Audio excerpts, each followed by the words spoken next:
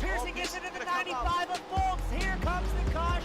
Flag is dropped here at Daytona, and away we go for the first time. Nicholas Porcel, Sean. Looks like most get through unscathed. Look at that, there's Reed Gibson. A big move at the inside line of Doms, possibly a little bit of contact. Now, as we've got three wide action going through turns 1 and 2. And they're underway. Eric Hahn takes a nice jump. Wilson hasn't let him go very far. Go out here for Circuit Spa Francorchamps. Alex Johnson's off to a brilliant start there. Just how oddly shaped this one is. We saw in the background Eric Hahn go for a bit of a swing, and he's gone and he's over. New stuff. Cody Graham's the one-on-one up into second place. Alex Johnson 6/10 to lead at the moment. J2ICS up front. There's Andrew Kessel, Justin Sang. They are ready to go. The lights are out, and away we go for the very first time here at Okayama International Circuit. Finley Fitzsimmons.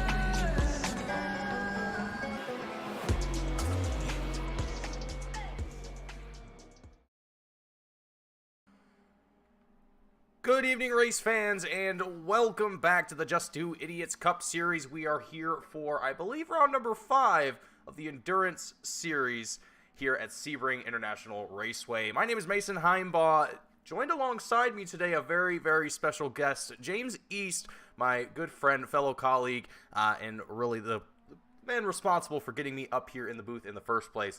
James, it's a pleasure to be here today at Sebring for a, really, I think it's going to be quite a fascinating race here today. The first crown jewel race of the season for not only the Endurance Series, but for the whole of Just 2 Idiots Cup Series as a whole. So it is a great day to be here, and it's going to be, I think, a great night of racing.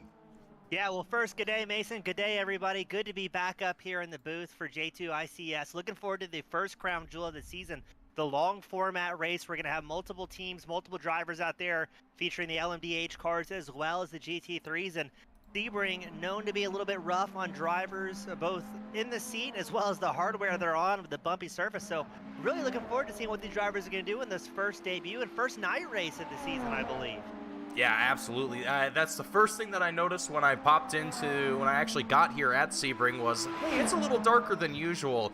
This is actually not something that I'm personally used to, doing a night race on any of the road courses. This is something that's going to be a little unorthodox for myself, but I'm excited nonetheless. I think it's going to be some great racing throughout tonight that we will expect to see here, as right now we're currently seeing the qualifying underway here for the LMDH class. We're seeing right now the 24 driver of Eat My Dust make his way around the track, and right now we're just waiting for drivers to get started with their hot laps and start to come across that checkered line and start to put some times on the timing tower. Now, with how large Sebring is here, I'm only expecting to see drivers maybe come away with 2 or 3 laps here total. For really the 10 minutes that we have here, I think it takes probably James, you might have to correct me on this. It takes about 2 minutes to make a full lap here with the LMDH, and about 2.5, I want to say, 2:45 for GT3. I might be a little off on that number. Yeah, I'm not entirely sure. The last time I did a race here, it was very short-lived, so I don't think I'd be the best source of information as far as lap times go, but that sounds about right. It's a very big track, and qualifying just underway for these drivers, so we haven't really seen any lap times as of yet. I think Brando, who just went off track in the 123 BMW, he was going to be the first to complete a timed lap here tonight, so looks like we're going to be waiting a little bit longer at least while we get all these guys sorted up and seeing what we can do here. Is we got the cameras focused in, drivers clicking off here in qualifying, and the fans tonight can also check out the track map in the bottom right hand corner, see where your favorite driver is, what position they're in, and I've got a little bit of insider perspective as well, as I'm tuned into the driver radios here tonight. So in between calls between Mason and myself, I'll be able to give you a little feedback on what the drivers are saying in sim as well, and kind of give you an idea of what the general sentiment is out on track. Yeah, and I think between a lot of the drivers here in this series, I think it's one of the more unique series that we cover here on Team Goon Squad, where you know, there's a lot of banter in between races, before and after races, even during the race itself. You know, drivers are just always usually pretty high-spirited and usually having a great time, and that's usually the kind of vibe that the folks here at J2I look for, and I think that's just really what makes the racing here really great to watch, and just a lot of great action that happens throughout the night that, frankly, I'm looking forward to seeing, as Sebring usually poses some pretty excellent racing. Granted, it's going to be rather challenging for some drivers here tonight. We'll see just how quickly it's going to take a hold on some drivers here as, you know, we go on through the race here. This is, again, one of the longer races of the season. This is going to be a 2-hour race as opposed to the usual hour and a half. So about another 30 minutes added to the race here, but I think at the end of the day, that's not going to really hurt too many drivers here. Now, if it was another whole hour, it might be a different story, but I don't think that's going to be too much of an issue here. But James, I mean, you've had a little bit of time to race behind the wheel with these guys and really get an idea of what it's like to be on the track with the folks here at J2. I mean, what's kind of been your experience, and what's been kind of your favorite things being out here with the drivers here with J2I? Now, in my defense, I haven't ran a regular sprint race on Wednesday night, nor the endurance race. I was scheduled to race one, I want to say a week ago, and it was the other broadcaster had something going on, so I actually ended up in the booth that night. The only time I've driven with these drivers was their intermission race on April 20th. It was something to do with Long Beach. It was trophy trucks and a lot of good times. So definitely not their norm. There's a lot of crashing, a lot of carnage, but the talent still showed even what was kind of a meme race amongst these drivers. You could really tell the guys that had put in work and knew how to drive were doing so. And as the night went on, things progressively went terribly downhill very quickly. But at the beginning, the racing was really solid and a lot of fun. So hopefully these guys can keep that up on the other ones. And when I did call the sprint race just a week or so ago, absolute blast watching these drivers absolutely rip around. I mean, very good. They were racing at Okayama and the Radical SR8s, and some of the gnarliest iRacing footage I think I've had the pleasure of calling so far. Yeah, the folks here made a great decision with the Radical SR8, a truly fantastic car on the iRacing service that I've had the pleasure of driving many times, and one day I hope to have that opportunity to drive with the folks here with J2I, but we'll arrange that here sometime in the future. But meanwhile, let's take a look at what our current LMDH drivers have done for the qualifying and see where they're going to start for themselves up at the front of the field. Beaver and Eat My Dust with a 143, very close to one another, only 1/100th of a second separating these two drivers. Eat My Dust going to be looking to try and improve that as he comes across the line, and it is not going to be an improvement here for the number 24 driver, but Beaver still going to be at the tippy top of the LMDH class. Gareth McAllister, however, fellow commentator and good friend out there on track here in the number 35 machine with a 144.47. Gareth is really showing his prowess here right out of the gate. A relatively new driver in the series. I think this would be race number 3, 4 for Gareth with J2I. But has really shown he's got great talent in the LMDH, in the top 3 already. And in the past few races that we've seen, Gareth has also been near that top 3 spot, if not even closer to the top of the poll. So, Urkel in 4th, DC in 5th, Simply Steve in 6th, Brando in 7th, and AJ in 8th, just to kind of round out who we have currently out on the timing tower. We won't officially announce who is going to start where until we see qualifying officially wrap up with the checkered flag, and then we will discuss that further. But only a minute and a half left for our LMDH drivers before they need to make their way down into pit road, and then it's the GT3's turn to work their way out onto track. And, I mean, James, it actually looks like this field might be split dead even right down the middle. I think there's 9 LMDH drivers and 9 GT3. I'm actually double-checking that. Yeah, I'm a little surprised. They were talking about going into the race tonight. They were only expecting, 3, 4, maybe 5 LMDHs, but a very, very healthy grid out on track. And normally it's the GT3s that kind of swallow up the field and make up the majority of the cars on track. So this is a nice little surprise here to see so many of the fast class car drivers coming out and putting on a show. Yeah, it looks like 9 LMDHs. That's a really good showing. Yeah, fantastic showing. And that's kind of one of the things that we like to see for these endurance series races is just the participation throughout each race. Sometimes things can be, some drivers don't necessarily always have the time to be able to make certain races, and that's fine. But it is always nice to see the field full and well and alive and ready to go for the action. I love to see it every single time. It's always great to see drivers coming out and showing that they want to race, they want to be here, and they want to put on a good show. And not only for us up here in the booth and for everyone watching at home, but just for themselves, be able to come out here, race with their friends, and just have a great time all together, and not have to worry about pesky iRacing live sessions, or however you want, official sessions, as I should say. Those don't typically go too well when it comes to endurance racing, at least in my experience. Maybe it varies for others, but I don't know about you. I think that's pretty fair. I mean, yeah, it's definitely different when you have accountability each and every week. You're racing with the same guys, and you know who's going to show up and who's going to have a good time. So I'm personally a fan of league racing by a ton, and it kind of, again, it gets that accountability where you're used to the same guys each and every week. You know who you can kind of trust to be around, who maybe you need to give a little bit more space to, that's trying their best and their best isn't particularly good.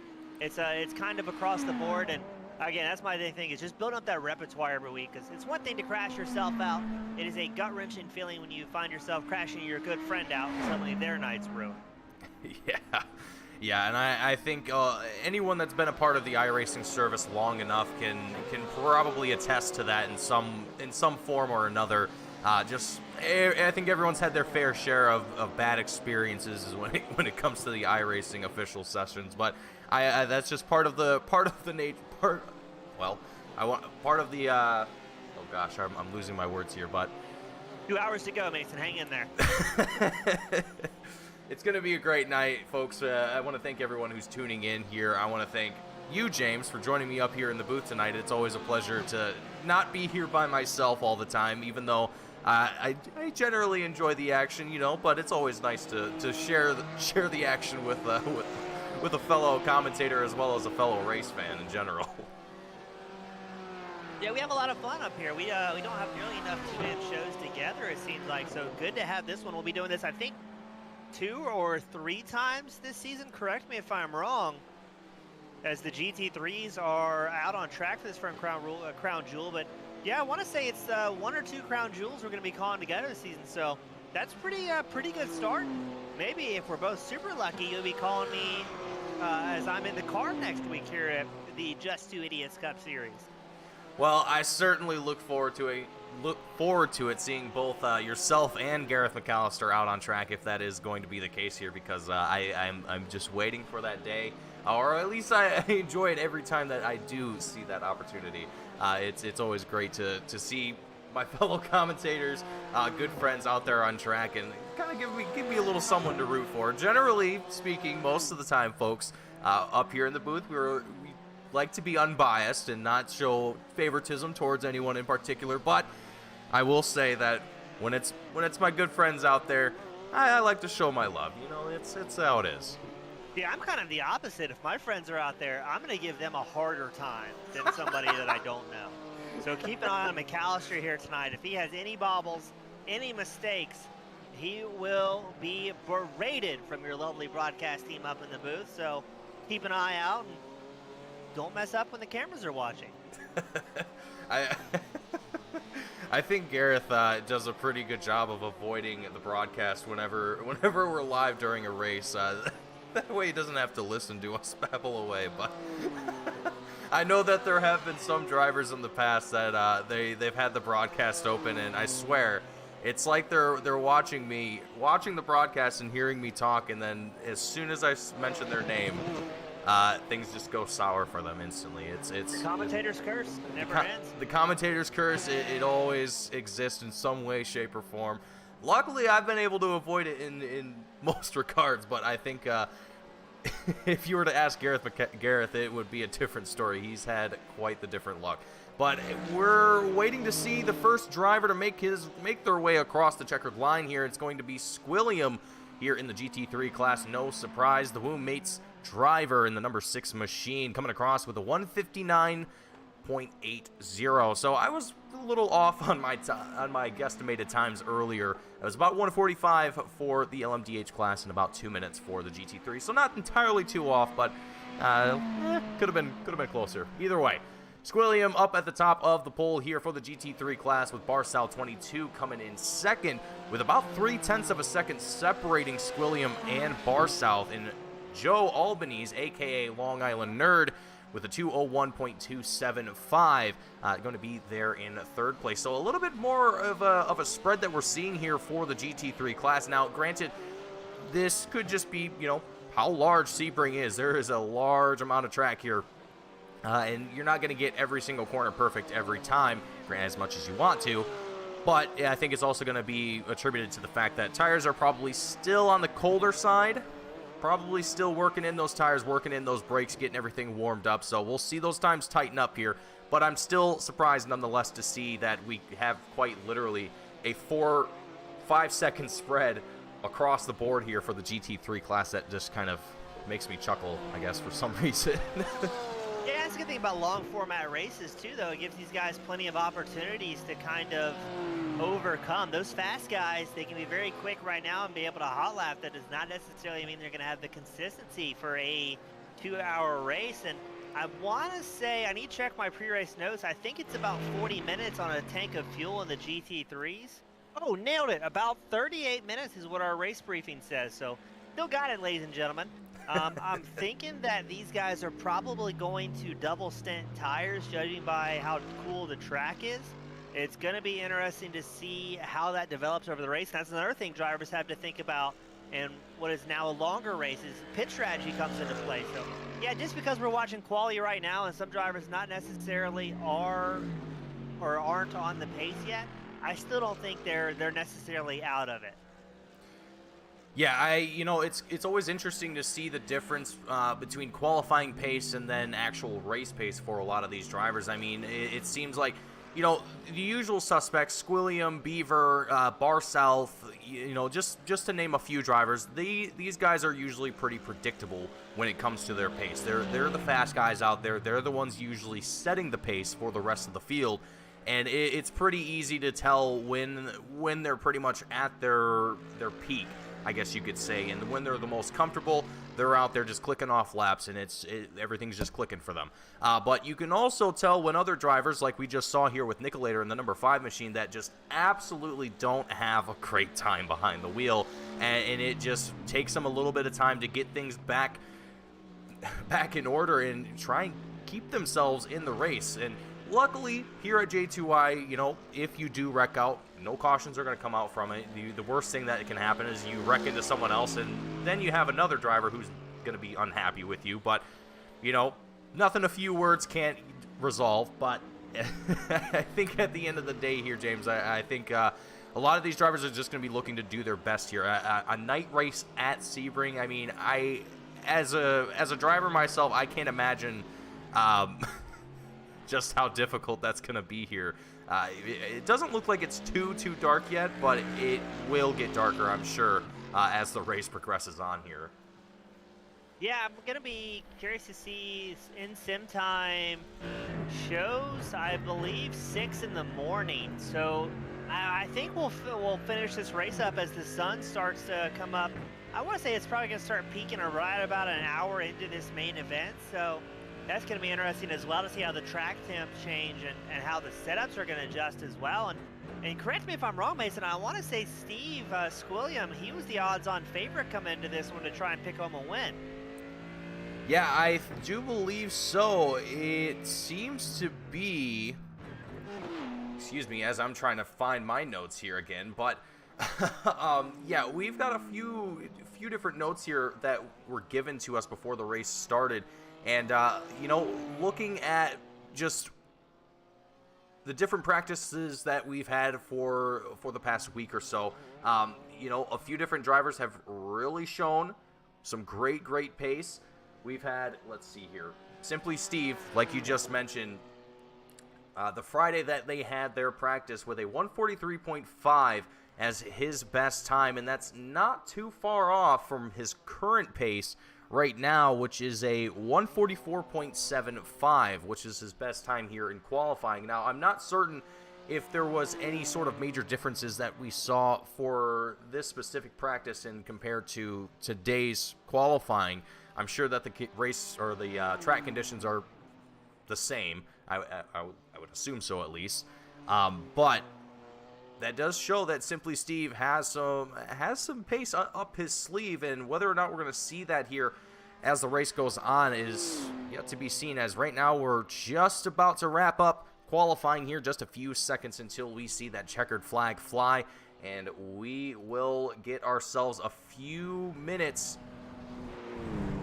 Oh boy, big. Where you going? He's just dirt tracking, he's just taking a little off-road adventure. Prince Adam going to bring that BMW to a stop here, and the checkered flag is going to wave here. So the few drivers that are left out on track are going to have the opportunity to finish out their current lap. I think they might get... Oh, and Mason just got some intel. Book in the GT3, the 056, having some sort of connection issues, is going to be starting from pit road. Meanwhile, Prince Adam just disconnected from the session as well in the number 13 BMW, so hopefully these drivers can get things corrected, or we're going to lose two drivers right off the rip here. That is not ideal.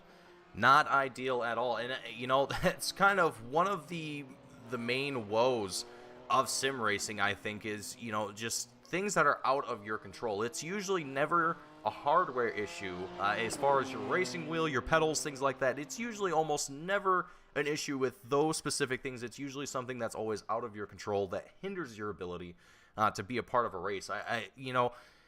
From all the times that I've heard of drivers running into issues, it always seems like that's always the case. It's an internet issue. It's a sim issue. It's one thing or another that just drivers just simply cannot fix themselves.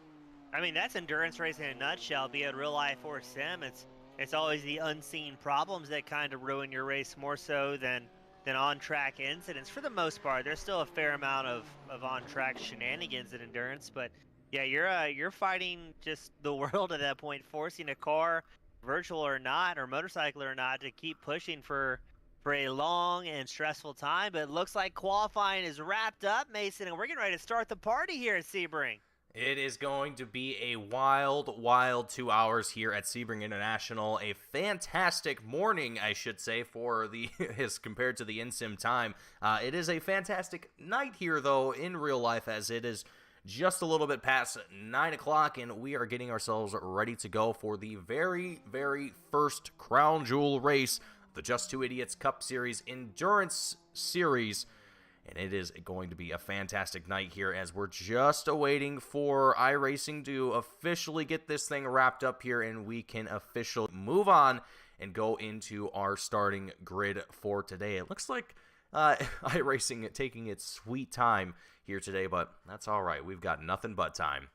Yeah, glad it worked out, though, because Prince Adam was able to get connected back to the server, and then all eyes are going to be on Book as they get ready to take the grid. So gonna be interesting to see how and who's on the grid here after those early problems, but still waiting for the grid to get started, as there we go. It is time to go racing. Up in the front row, we've got Beaver and Eat My Dust for the LMDH class. Captain CK and DC going to be in the second row. Gareth McAllister and Urko in the third row. Simply Steve and Brando going to be in the fourth row. AJ going to be in the last row of the LMDH class, with Squilliam starting off the GT3s. They're in technically row number 5, but we'll move on. Row number 6 is going to be Fuzzy Tacos in Bar South. Bar South 22. A little bit further on, down, we have Biker Pilot in Long Island Nerd. Taking up 7th row, Prince Adam in Paper Bag in the 8th row. Nicolator in Garlic Dog in the 9th row. Last and certainly not least, Book. Coming in very, very last second here. I think that's actually what iRacing was waiting for, was Book to actually connect to the session before it moved on. So it's a great thing that we still have Book here in the session and that he's able to participate today. Very unfortunate to see that sometimes drivers just are not able to make the starts due to issues like that. But we're just awaiting for the iRacing safety car to make its way for the first pace lap of the day. And it looks like we're going to take it all the way around the track here, which is kind of surprising. Correct me if I'm wrong, James, but usually doesn't it usually start somewhere behind the last turn? Maybe I'm thinking of something else. It's an option that you can run a shortened pace lap on iRacing. Unfortunately, it looks like we're going to do a full lap of iPacing here at Sebring. We're still waiting on Book, the 056, who reported they're going to be starting from pit road. But I mean, if GT3s were doing a 2-minute lap time during quali, what are you thinking? Over under 3 minutes in an iPacing lap here? Oh man, I think we're going to be. Woo! I'm going to go with the under on that one. I'm going to go with an over. If GT3s were doing a clean lap and a 2-minute flat, I believe is what we saw in quali, I'm going to bet like on a 3:30 or something. I'm betting on an exorbitantly long pit iPacing lap here. Well, right now we're pacing at a whopping 60 miles an hour. So, yeah, I don't know, James. I think you might be onto something here. And poor Book has to watch all this from pit road as he's just kind of hanging out, starting there for safety reasons with a possible upcoming mechanical. So I don't know how this one's going to go as we get ready for Beaver and Eat My Dust. They're going to be your front row LMDHs. We've got the live timing tower, the left side of your screen. You can see where your favorite driver is. And I'm going to see, I think there's a way we can change that tower as well. Under timing tower settings, we can check, maybe change the ahead or behind, but you might have to play with that so we can get more GT3s on the board. Yeah, you know, I was wondering about that myself. I suppose I haven't taken the time to actually look into that. But yeah, we do need to definitely get more drivers displayed here in our timing tower, because quite a few, we've got 10 drivers here in the GT3 class, but only 5 of them are being displayed. So that's a little bit of not quite what we want to see here. And maybe actually I can do something here to mitigate that here, as we've still got just a little bit of time before we take the first, well, really take the green flag here for the first time. As soon as the LMDH class makes their way through the rest of the track here, as I'm still looking to see if I can find... Okay, that's not going to work the way I wanted it to. Never mind. Okay, whatever. Enhance. Well, it's worth a try. As we're still under iPacing here at Sebring. Looks like right now we're about 6/10 of the lap through.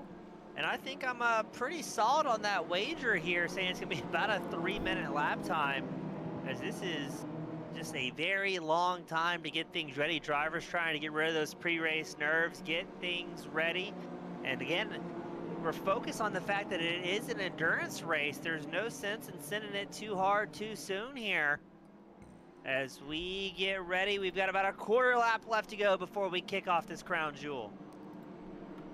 Heading into the final few turns, the long straight that we have here at Sebring before we enter into the last turn.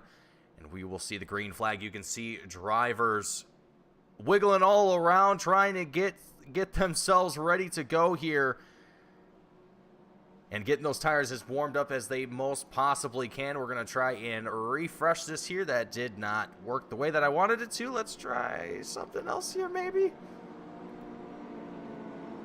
Okay, well, either way, we're entering into the final turn here at Sebring for the LMDH class, and maybe if I go over here, yeah, that'll switch up eventually. We'll work on that.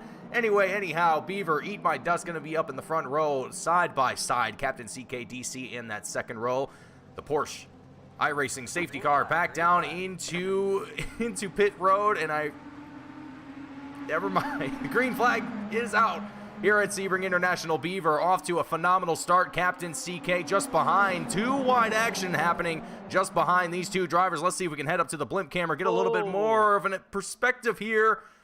Couple drivers getting off into the grass here as we're watching. Gareth McAllister, the number 35 machine, here in 6th place, dropping back just a little bit from where he started, just one spot from that 5th place spot.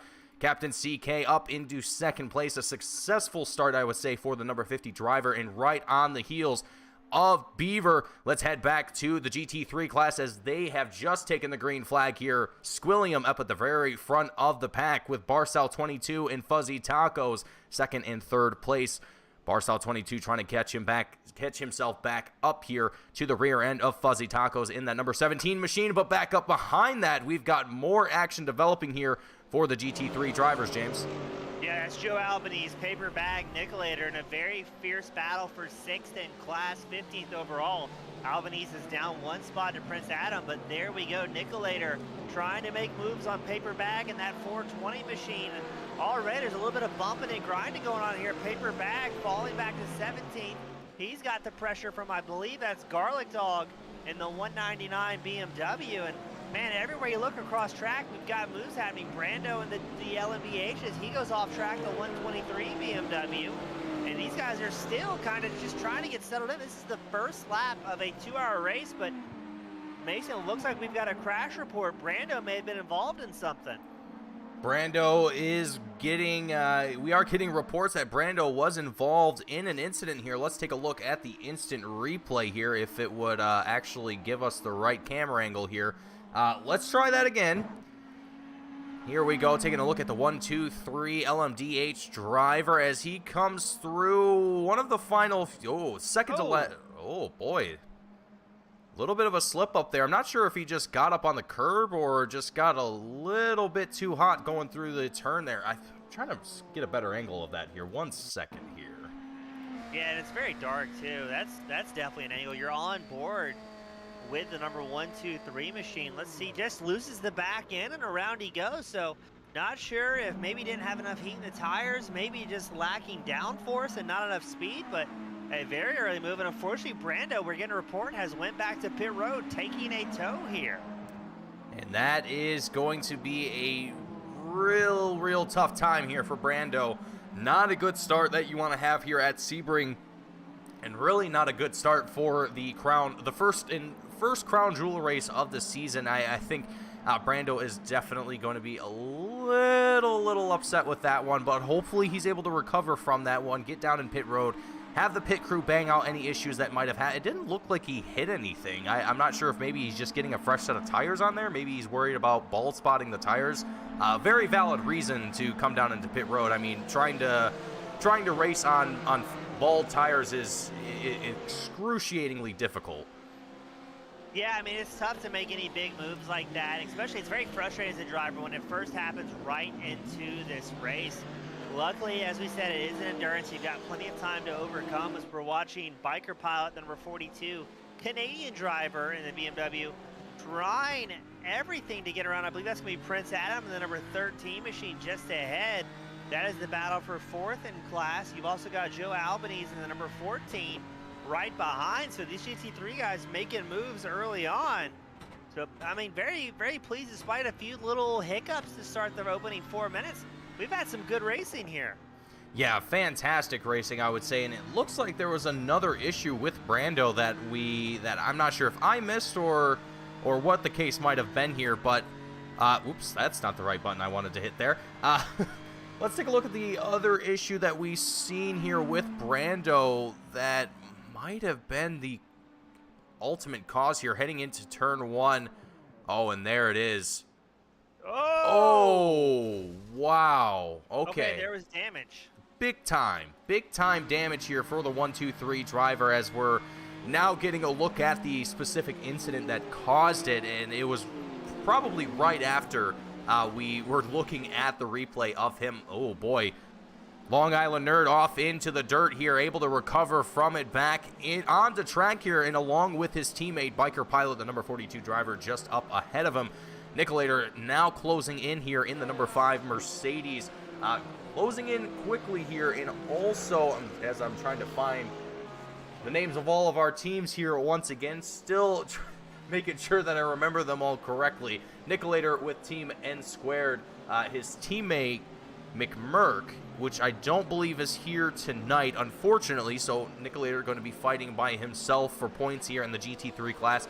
Doing fairly well, I'd have to say, sitting in 7th at the moment, but as there's still a few other battles out on track here and really still a long race left to go, I mean, there's plenty of opportunities for drivers really all race long. I mean, whether or not that's going to be in the form of battles right next to one another, you know, fighting tooth and nail for position, I think it's a lot of going to be just staying consistent, executing your pit stops to not necessarily near perfection. That's not exactly what the J2Y Cup Series is all about here. I think it would be anything but perfection, and I mean that in the most positive way possible. But point being here, I think there's going to be a lot of opportunities for drivers here to try and make some things happen here that they normally, maybe normally don't get to try too often. Yeah, it's a good group of guys. They're not taking themselves too seriously. They're out here having the best of time they possibly can. I realize at the end of the day, hey, we're a bunch of goofy guys sim racing together, just having a good time, enjoying it for what it was. Now, that being said, there's still going to be some white knuckle battles, and I'm curious as well, Mason. I don't know if you know this. I wasn't able to get the intel before the race. If there's anybody running proper teams for this crown jewel, or if it's just all solo drivers that are running the 2-hour start to finish here. Now, if I have to get myself refreshed on the actual crown jewel specifications itself here for J2I. I understand the premise of a crown jewel race, but I'm not exactly certain what the rewards on. I don't think I was ever filled in on that. So I'm gonna go ahead and blame our lovely admins here with J2I for that one, but I will get back with them and see if I can get some information pertaining to that and figure out exactly what it is that drivers are competing for here tonight, or if it's, oh boy, as the action continues to develop here with the LMDH class, Captain CK and Urko both going at it tooth and nail, as we're getting a ride on board there with the number 50 driver. Just getting a little lap on board there with Captain CK, just kind of seeing what it's like here at Sebring in an LMDH. Yeah, very easy to have a little bobble and ruin both your night and somebody else, but Mason, something to point out, you can already start to see the sun kind of peeking its head out here at Sebring and starting to light things up. That might be a little bit easier for the drivers as well. The track's going to get more rubbered in. You're going to get more ambient light because the additional lights they put up at this track, dismal at best. It is a dark, dark track with the infield lighting.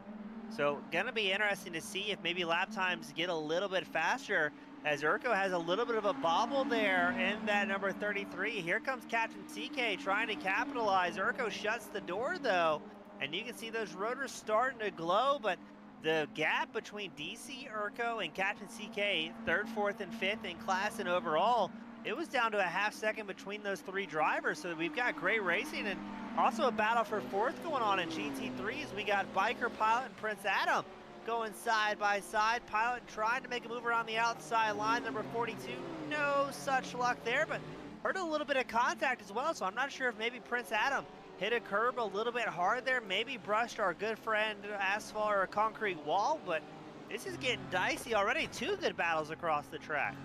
Yeah, that's the thing that I really love about the folks here at J2I, you know, or in just the racing that happens here with these drivers is, you know, over time you would think that drivers start to get a little bit of separation, they get a lot of space between one another, but the drivers here, they just the way over the course of the race, things just naturally they just happen this way. The battles start to form randomly throughout the race, and it really just keeps the life of the race going the whole time.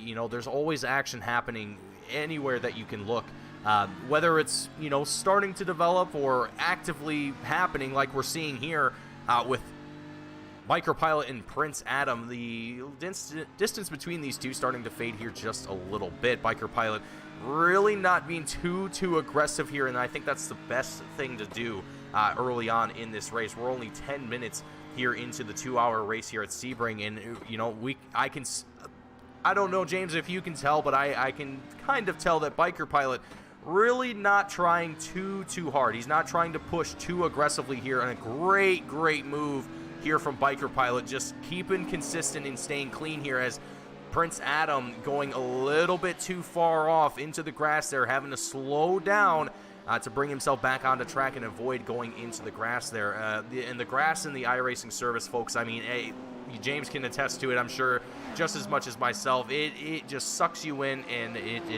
just ends your whole race practically in some cases. It's horrible. Yeah, it's absolute dog water. For how much money we pay for this sim, there's no reason the grass should ever be like that.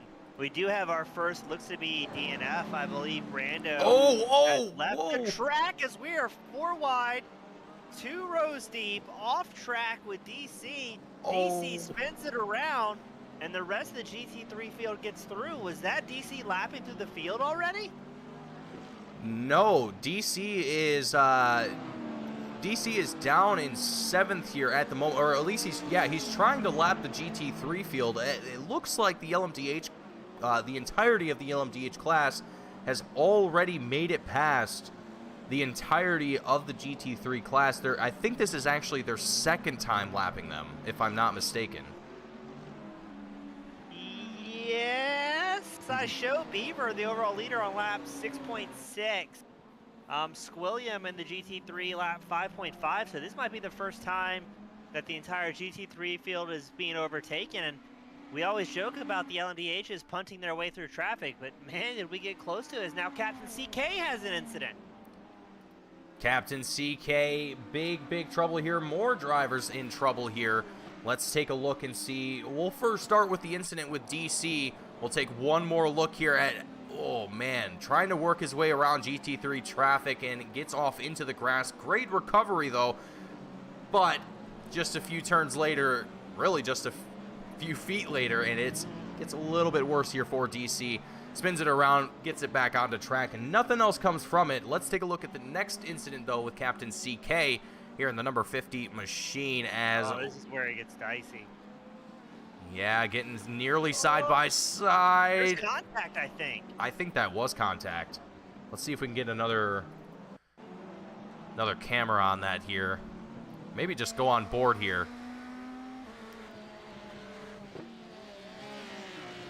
Definite. Yeah, there was 100% contact, just enough to get in the back of the GT3.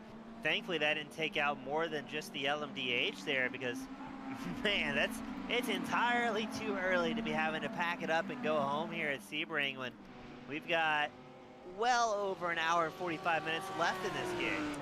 Yeah, I think anyone that is looking at that pit stall right now and thinking to themselves, man, it's probably going to be an early night for me, that's a rough feeling. That is definitely a rough feeling. I know that myself personally, if it was me behind the wheel and, you know, you start a race and before you can even make it to your first pit stop, you're already calling it a night. That's not a good feeling for anybody.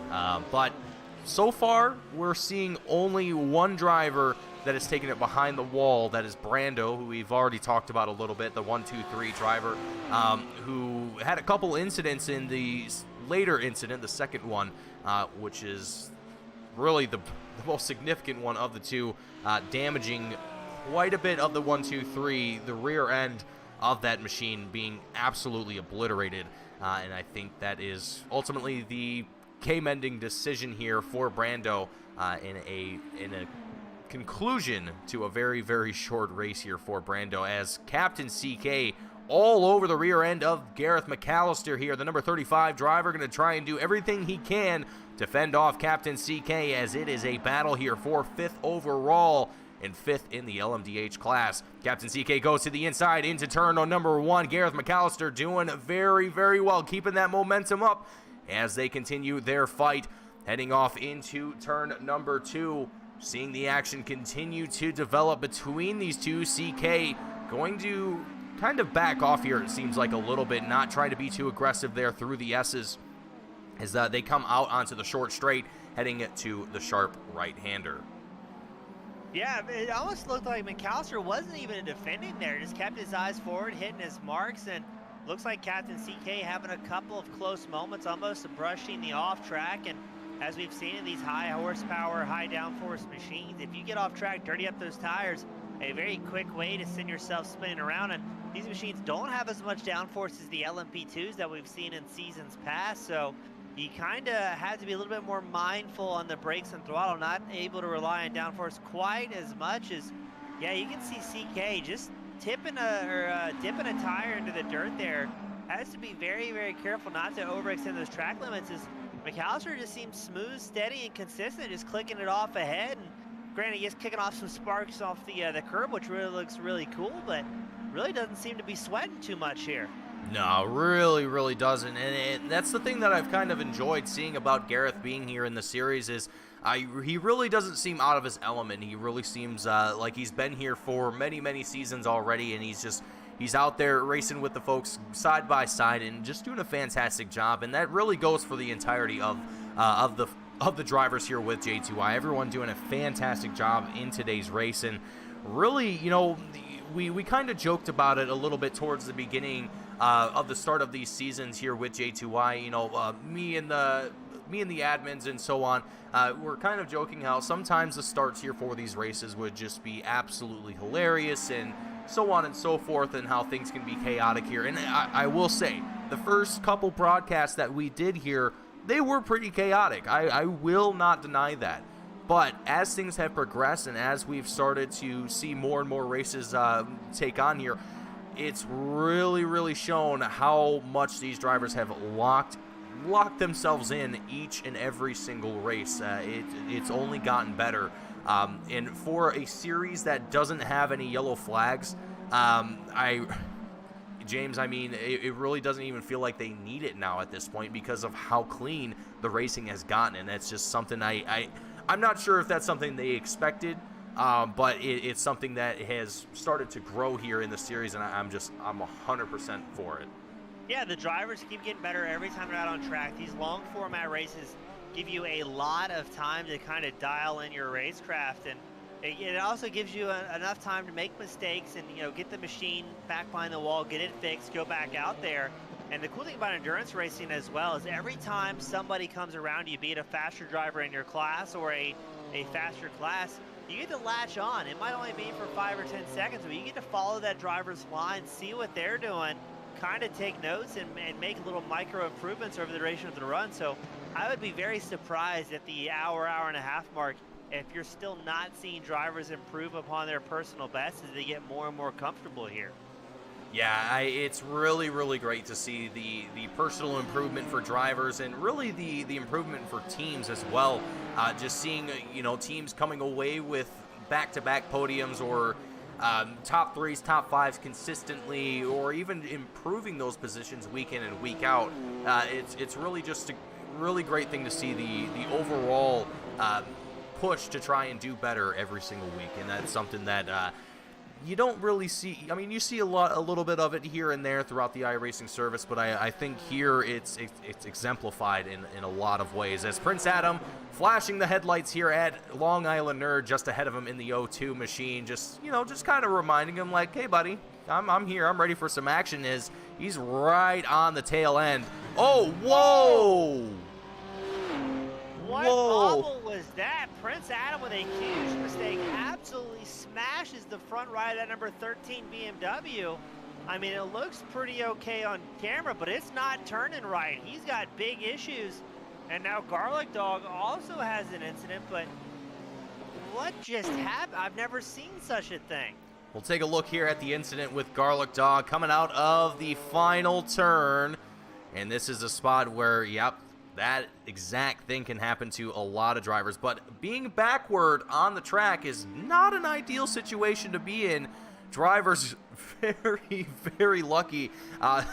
There was not a whole lot of other drivers around him in that situation, but let's go back to the incident here with Prince Adam and just try and understand what happened here. I think I might have the wrong incident there. Might have been a little bit prior to that.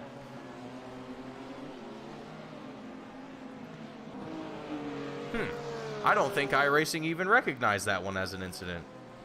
I don't know how, because that was such an odd and spectacular hit on the front right of that machine, and now Prince Adam's going to have to try and limp it around the track here, come down, and surely he's got some sort of suspension, some sort of camber messed up. We saw how tough it was for him to take the first left-hander following that. We'll take a ride on board here with Prince Adam and just kind of see from the helmet camera if there's anything obvious that we can see here from the... It looks like he's maybe has that wheel kind of tilted to the right just ever so slightly. That may just be the camera itself, but it seems to me like there might be a little bit of wheel, like you said. He's struggling. Big time. Big time. And here it goes. I think there it is. The entry right down into pit road. And that's all she's going to write here for Prince Adam for the time being, as he's going to go down into pit road. Hopefully the pit crew is going to be able to work out whatever issues is wrong with that number 13 machine. I mean, I can't imagine that it's going to be a quick fix, but I also hope that it's not something that he's going to be down there for longer than, let's say, 5. Oh, whoa! I heard it. There's multiple drivers here off track, and I'm not sure which one. I think that was Garlic Dog. Oh, Garlic Dog. Not a good time here for the 199 machine. He's going to find himself backwards on the track here. A few different drivers finding themselves in this exact situation. I think, wasn't... Yeah, actually, Garlic Dog was the one who did it last time, too. Oh, poor Garlic Dog. I'm sorry, buddy. Yeah, he's Beaver with an off-track return to pit road. Connor Brim joining us in the chat. He was cheering on Team Garlic, followed immediately by a I cry every time. So unfortunately, Garlic letting some of the fans down, still trying their best. But let's see if we can get... Did you see the one where Beaver had to take a tow back to pit road? Let's actually see what happened here with Beaver. Let's go right here. So here is the replay. Oh, whoa. Oh, no. Beaver with a huge mistake into turn 1. Gets that wobble. That wobble tells it all. It tells the whole story right there. Let's actually... I want to back things up here just for a second. We'll take a ride on board here from the helmet camera, and we'll play it here. Oh, man. It started well before that wobble, but Beaver tried to do everything in his power to keep that car straight and to try and slow it down, which in these LMDH cars, in really any high-performance car, whether it's LMDH, Formula 1, even the Formula... Well... I don't want to say Formula 3 cars. It's not that powered. But point being, these cars are very fast, and trying to get these things stopped on a dime is darn near impossible. It's just remarkable that some drivers are even able to recover from situations like that. Hopefully Beaver is going to get himself back on track here, as we're seeing CK and Gareth McAllister continue to fight it out here for the 4th place spot. And Gareth, I mean, continuing to show both of us up here in the booth, or at least myself, that he's got nothing to worry about there in the 35 machine. He's just having a cruise. Yeah, just rocking and rolling goes McAllister. And it also looks like, I believe that's DC catching up to the back of Captain CK's number 50 machine. So CK, who's already been, I don't want to say driving over their head, but definitely had quite a few bobbles the last couple of laps, now going to have pressure from behind, and that may lead to seeing that number 50 machine try and make some moves he wouldn't normally try and take. So I think the pressure is going to continue here as we have a 3-car battle for 4th for the overall as well as LMDH. And yeah, there is DC following along with Captain CK. CK dipped that wheel once more, and a little bit of GT3 traffic is going to be thrown in the mix here. Way goes DC, spins it around. Oh, you know, James, maybe I complimented the drivers a little bit too soon.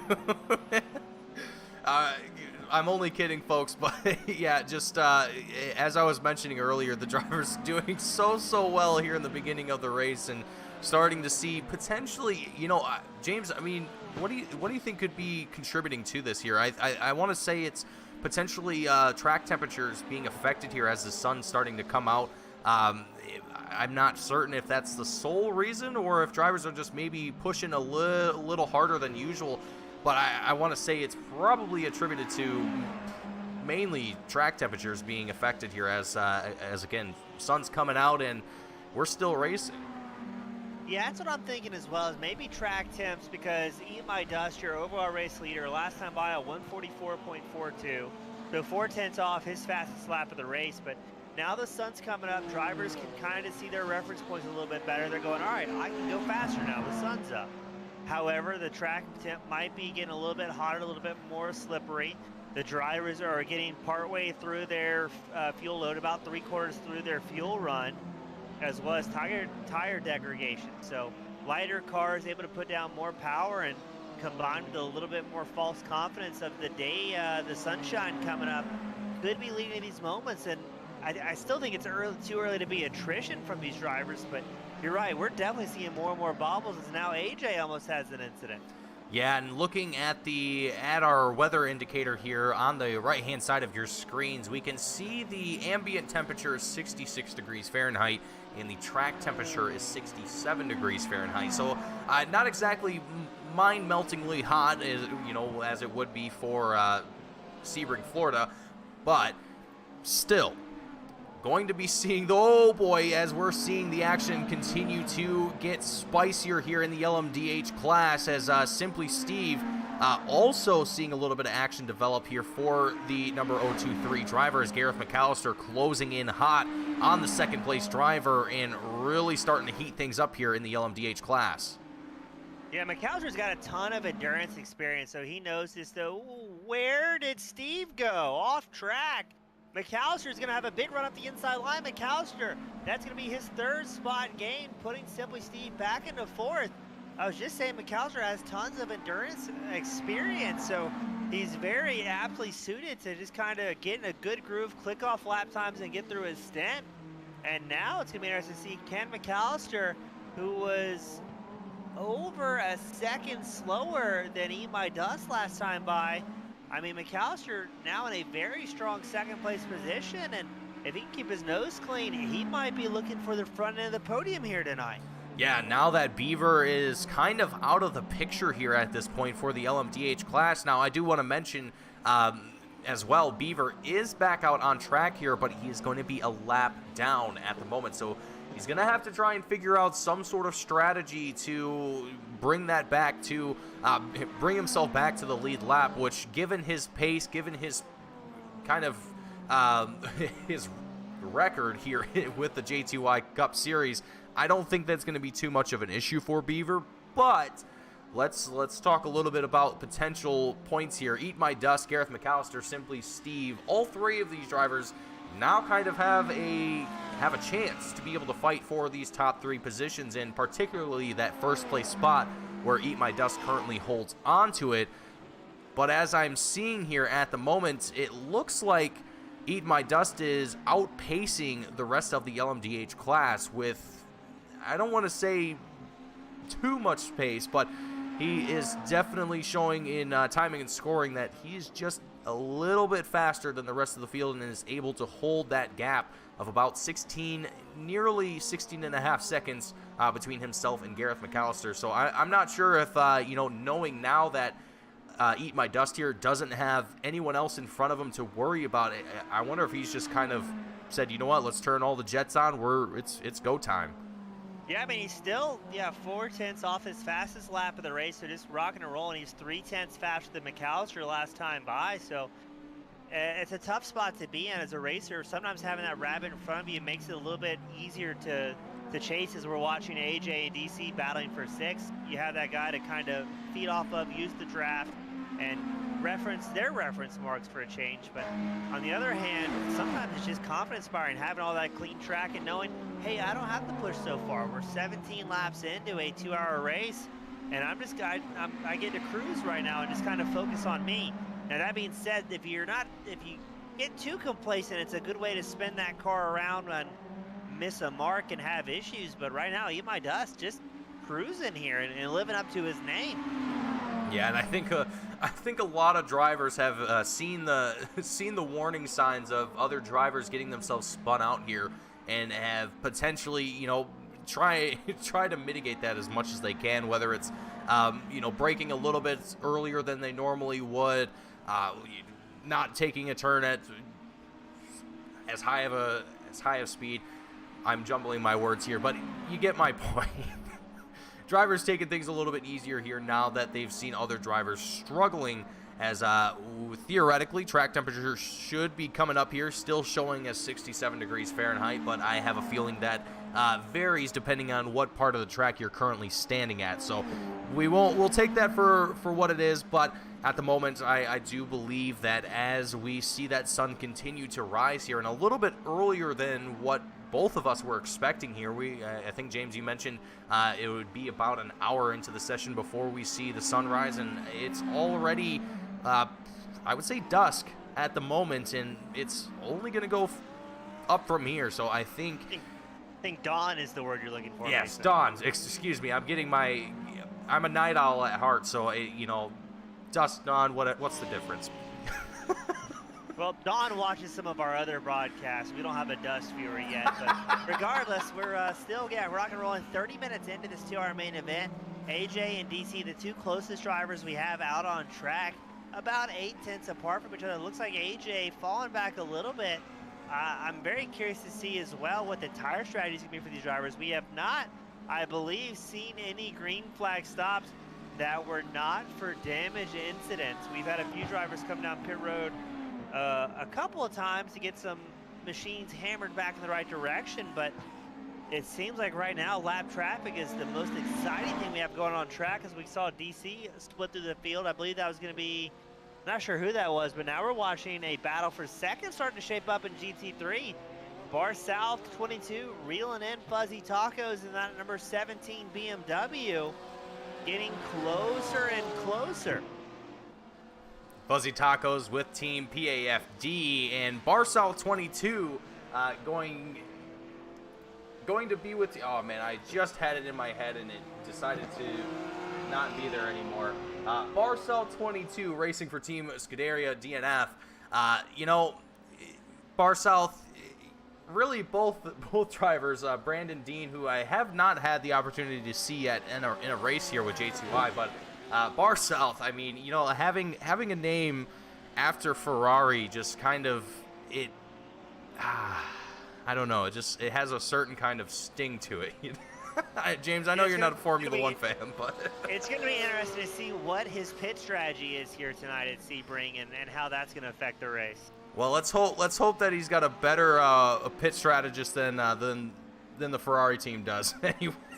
And we do have our first green flag pit stop, I believe. It's going to be Fuzzy Tacos and now Joe Albany. So some of the GT3 drivers starting to cycle down pit road. Fuzzy Tacos, the number 17, Joe Albany's the 02, both BMWs will be the first green flag stop of the night. And while they're on pit road, I'm going to step out for a very quick minute, and we'll have Mason cover the action. Absolutely, as I was not looking at my Discord here, but as we're seeing pit stops underway here, Fuzzy Tacos, Long Island Nerd going to make their way back out onto track here after getting a fresh set of tires as well as fuel here. We're going to watch on board here with Gareth McAllister, Simply Steve, as the action starts to develop between these two drivers.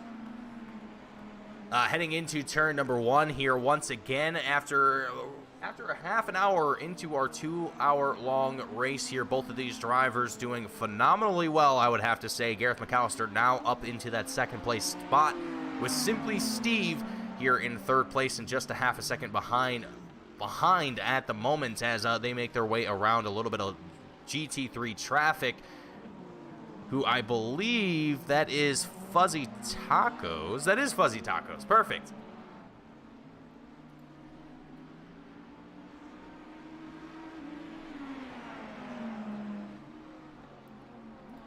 But Simply Steve, Gareth McAllister going to continue on with their bout here, and Simply Steve also showing that, I mean, really hasn't even shown his pace that we've seen from practice earlier in the week here, with where Simply Steve was the dominating driver in these practices, or at least in one of the practice sessions, where he came away with a 143.5 as his best time, Currently, at the moment, it's a 144.5 for himself. 1 second off from his fastest pace here. Whether or not that's attributed to track temperatures, some other factor that we're not currently aware of. Again, I wasn't able to be a part of the practice session itself, so I can't speak for certain on what the exact conditions were of that time being set here for Simply Steve, but I can say that if he was able to do it once, he can do it again. And I do expect that we will see that happen here over the course of the next hour and a half that we have left here in tonight's race. And what I'm even more curious about is Eat My Dust and what his pace is going to look like over the course of the next, I would say, 10-15 minutes. Actually, let me go back and take a look at our notes here if we can. So our fuel window is going to be about 38 minutes here for the LMDH class. Now, if I'm not mistaken, we have not had a single green flag pit stop for any of our LMDH drivers at the moment. So all of pretty much the top 7 here, other than Beaver and Brando being one of the drivers who have taken it behind the wall here tonight, unfortunately having a not so great start to tonight's race. Beaver, after having a very, very unfortunate wreck into turn 1, he's back out on track, going to be a lap down, but still out here fighting for position. So still awaiting for the first green flag pit stop to be underway here for any one of our LMDH drivers. So while we kind of wait for that to happen, and while we have seen most of the GT3 field actually make their way down into pit road here already, I would say that at the moment it's going to be pretty much a game of just keeping things consistent. This is going to be, Sebring is probably, in my opinion, at least personally in my experience, it's probably one of the most difficult tracks to be consistent on. And when I mean consistent, I mean hitting your marks the same every single time, whether it's your braking points, where you're turning in, just everything you're hitting it to near perfection. This track is just one of those tracks that just test, I think, almost every single driver that races on it. It's just very unique in that regard. But you race around it enough, you eventually start to get a feel for it, and you start to get a good rhythm flowing. But I think it's just, for a 2-hour race or any kind of endurance race, it definitely tests any driver, regardless of your skill and how long you've been racing. It's just a very unique and very fun but challenging track in that regard. So things are still calm out here on track as, again, pit stops have gone underway here for the GT3 class and are going underway here for the LMDH field, as Simply Steve, the 023 driver, going to be down here into pit road and is going to make his way actually out of the pits and back out on the track here after 21 laps out here on Sebring. And looking at our notes here, it seems like whoever did the lap estimates was a little off there on their. Maybe they pressed the wrong button, but we got an estimate of 31 laps, but it seems like they might have meant 21 laps. Either way. Well, they do have the estimate mark right now. So they're, pretty close on the 38-minute mark. So I think they have the time dialed in, just not the laps so much. Yeah, just one number off. Just gonna move the finger to the left a little bit, and it's fine. It's fine. Close. And Mason, you were talking about the attrition of it, but that's absolutely a thing. Even though this is quote-unquote just sim racing, it still wears you out. I remember my last endurance race I did, or it's been a while coming back after a hiatus. I signed up for a 4-hour Daytona. I ran it solo, and I was absolutely smoked after that event. Everything hurt. My shoulders were ruined. So it still wears you out, even though it's a sim rig. Oh, and it's honestly surprising to me any time that I'm in the sim rig for too long, whether it's just practicing, just trying to get myself back into the feel of being behind the wheel of a faster car other than my Altima. It's always just crazy to me how how affected I am afterwards. My arms are just absolutely tired. You know, you wouldn't expect it, but your legs can sometimes get a little exhausted as well, especially whatever leg you're using to brake with. That sometimes seems to be quite the workout at some points, especially if you're on a track that requires a lot of braking. Mason, keep an eye out. I think Eat My Dust, yeah, the race leader comes down pit road. There's been a few incidents out on track. I believe DC and Beaver may have had some words exchanged there, but it looks like the overall race leader is going to come down pit road. DC still out on track, number 3 machine. I want to say, I think it was Beaver that I saw a few of the drivers' chats lighten up. But, oh, what about that good timing? Wow. So there is the cause of those words being exchanged. And, you know, as much as if I was Beaver in that situation, I'm sure I would be a little upset, you know, having being spun out in that regard. But the fact that neither one of them collided, neither one of them came away with any damage. I mean, at worst, you flat spotted a little bit of your tire. You burned off some extra rubber that you didn't want to.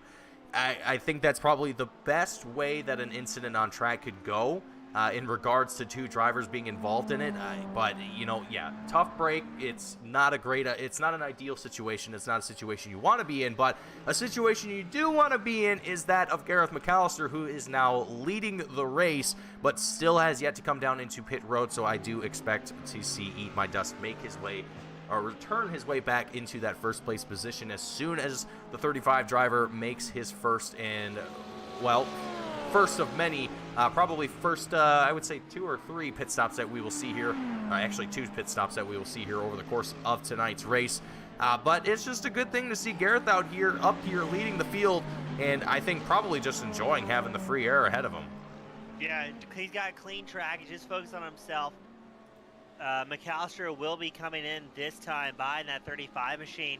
Takes about a minute on pit road, a minute and about 3 to 4 seconds what we're seeing by the time a driver boxes to the time they return back out on track. So McAllister, I believe, is going to be about 13 seconds back from Eat My Dust by the time this pit cycle is complete.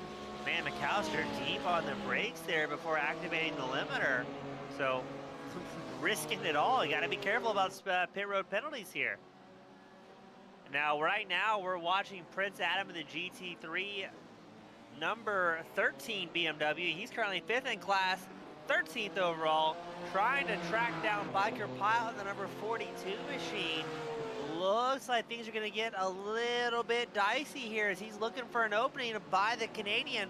Looks to the right side, backs out of it, the number 13. But pilot number 42 doing a great job defending, just focusing on hitting his marks, not running too much of a defensive line. And I do wonder if Prince Adam, with that damage, it'll look like the damage is still there in the front right. Not sure if the repair got it all figured out, but maybe fight with a little bit. And just behind you can see Joe Albanese paper bag. They're linked up nose to tail, 6th and 7th in class, 14th and 15th overall. As it looks like McAllister is going to return back out on track, holding on to 2nd overall over Captain CK, who is breathing down the neck of that number 35 machine. But still waiting to see what this battle is going to do here between Pilot and Adam, as it is very, very close, less than 2/10 separating as they are nose to tail. They've got an LMDH coming up behind them. And it looks like McAllister is going to get a break from Captain CK. Simply Steve takes over the 3rd overall position. As I think CK, yes, had a bit of an off-track excursion, losing that 3rd overall, 3rd in class position. And CK's going to have to work his way back up towards the front. Yeah, Captain CK now going to be chasing behind Simply Steve. Every time I read Simply Steve's name, I picture the lemonade bottle, and instead of just saying Simply Lemonade, it just says Simply Steve on it, and with his face as I just created something now, and I don't know if I like that or not. But Mason, I think Simply Steve may be racing with an eye patch here tonight.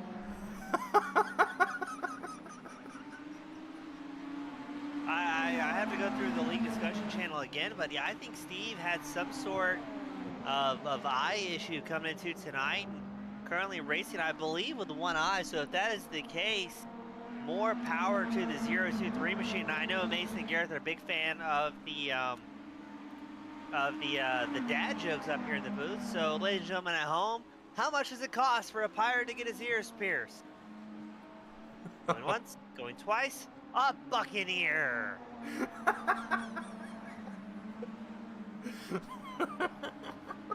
Thank you, thank you. Oh dear. You know, the dad jokes continue to live on here. I love it. I love it. That's probably my favorite thing. It's a long way I got there. When we talk about Simply Steve and the eye patch, I immediately think of Pirate Steve from Dodgeball. And that's how you end up with terrible dad pirate joke. Oh, the fact that I that I know that movie and I've seen it many times, that warms my heart. That just We're here for the fans, Mason. I love it. I love it. You know, I that's the one thing that's another thing that I love about being here with the J2I Cup Series is all the fun shenanigans that we get to enjoy up here in the booth, as well as outside of the race. Just the banter between the drivers. It's a great time overall. So if any of you are watching this broadcast, whether it be live or after the race is actually over, the broadcast is over, and you're watching the replay of it, and you want to be a part of the series, head on over to their website. It is J2ICS. That is J2ICS.com. It should be down in the description. If it isn't, I will hopefully fix that here in the very immediate future and get that result. So that way, if you want to be a part of this series, you can head on over to their website, join their Discord, and be a part of the series yourself. Yeah, I mean, super good group of guys. They've also got their own merch, so it's also linked in the description in addition to their website. So you can grab your J2ICS t-shirt, mug, support the drivers, support the league, and kind of help offset some of their operating costs of the league. Super cool. And I know there's a bunch of them floating around already, and I mean, Mason, we are pretty far into this. 47, let's call it 47 minutes, a little bit of quick math, and still good racing all across the track. Now, it looks like that's Simply Steve. I think he's battling with traffic. Is that Nick Beaver? That is Beaver. That is Beaver, and Beaver is still working his way through all of this traffic and trying to work his way back up to the front of the field, or at least back onto the lead lap. Now, the fact that he's ahead of Simply Steve here, that's in third, is probably a good sign here for the number 10 driver, as it's not quite as good of a sign here for CK, who just has a little bit of a slip heading into turn number 7, the hairpin here at Sebring. You know, it's James, I mean, it's been all race long where we've seen just these tiny errors really kind of make or break some drivers' race here tonight. Yeah, not a ton of runoff at Sebring. Very easy to find yourself in an incident that kind of ruins the whole night. I was thinking, oh, CK is very much on the edge, literally here, as he's trying to hold on to it. But I was gonna ask, if we both want endurance racing, what's more of a gutting feeling, crashing out at the beginning of a long race, or getting past the halfway mark, then having an incident before you're packing it up? As CK is in a danger zone right here. You know, James, for me personally, I think it would be more gut-wrenching wrecking out in the first few minutes of a race. For me, it would be just it would be an accomplishment to make it past the halfway mark, I think, because just given that I really haven't had too many opportunities to do any endurance racing, at least road course racing for that matter. Yeah, I've done a little bit longer oval course races, or oval races, if you will, but that doesn't compare in any way to what you do here on a road course. It is just far beyond a different skill set and all sorts of other things. But it doesn't mean that it's not as hard, because trust me, being behind the wheel on an oval track for 3 hours, 4 hours is definitely not easy. And to any driver that does do that, especially if you tune into our Monday night shows, you will see just what I mean by that. But yeah, James, I think Beaver's got more issues, Mason. Yeah, I think we're seeing a few more drivers starting to see the effects of not only new tires, but again, that track temperature potentially rising here. Still showing us 67 degrees Fahrenheit for our overall track temperature, but I'm still a little inclined to believe that it's not quite 100% accurate. Again, as we're going to have variations throughout the track here. Let's actually take a look at what happened here for Beaver to have this little bit of a slip up here that our timing and scoring flagged for us. Let's see. Oh, man, yeah, just overdrives it. Gets the rear end away from him. Keeps it off the wall, though, I think. Yeah, does keep it off the wall. Doesn't scrape anything. The team love seat driver. Still going to be out here fighting and still going to be trying to work his way back up to the front of the field. And, I mean, James, I think give him another, let's say, 20 minutes. I'm sure he'll be back on that lead lap. Probably less than that, actually. But just given how large this track is, it's going to take a little bit of time before he's back up there on the lead lap. Yeah, Beaver does have the fastest LMDH lap time so far in this race, but it is a big deficit to overcome. I mean, right now, Eat My Dust is on lap 28.6, Beaver 27.3, so it's going to be a big move to try and get up there. And I know the lap traffic definitely a factor as well, because drivers, I mean, they're fighting their own attrition at this point, but they've got to be mindful of the other drivers around them as well, as the mistakes can very quickly compound here. As you're not worried about just yourself making a mistake, but everybody around you also at this point making a mistake. Yeah, you know, and it's really at this point in the race where those kinds of incidents can really turn a lot of good moods sour, if you will. You know, being almost at that halfway mark in the race, this is kind of, again, like I mentioned a little bit earlier while James was away, this is the point in the race where consistency is going to be your best friend. It is going to be absolutely crucial that you just kind of keep your head down. You just keep hitting your marks, keep clicking off those laps, and try not to worry too much about fighting for positions and so on and so forth, trying to, you know, save that extra tenth of a second, you know, hundredth of a second, whatever the case might be. It's ultimately not going to be that important in the grand scope of the entirety of this race. There's still just over an hour left, and you still have at least one more pit stop to make before you're even close to the finish here. So, I mean, at this point, it's all just a matter of keeping yourself in the race, keeping yourself clean, consistent, and just focus. And I think Beaver is going to be one of those drivers that is going to be probably, I want to say, maybe the most focused out of the entirety of the field here, given, you know, he wants to win. I can tell that Beaver is one of those drivers that is not satisfied with anything but a W, and he's going to do anything he possibly can within reason to make that happen here. And it's great to see the competitiveness of some drivers here throughout the field, whether it's teams that are competitive or just individual drivers that, you know, just have that competitive spirit and they want to win. That's just the way that a lot of racing drivers are. Yeah, I'm really excited to see what Beaver can do over the remaining hour and about 5-6 minutes. I mean, he's in 1 minute and 8 seconds back from DC, who's 7th in class, but I mean, it's all about making good moves as Beaver very wisely backs out of a possible 3-wide situation there, as he stays tucked in, trying to get a lap back from, I'm trying to see who that is. I think that may be Captain CK just ahead. I'm trying to find it. Yeah, it is Captain CK. I was trying to find the number. Yeah, very tough to see these LMDHs. So, I mean, Beaver, has to very slowly and methodically make those moves, as CK is about 1 minute and 45, 46 seconds ahead of Beaver as we're 3 wide into turn 1.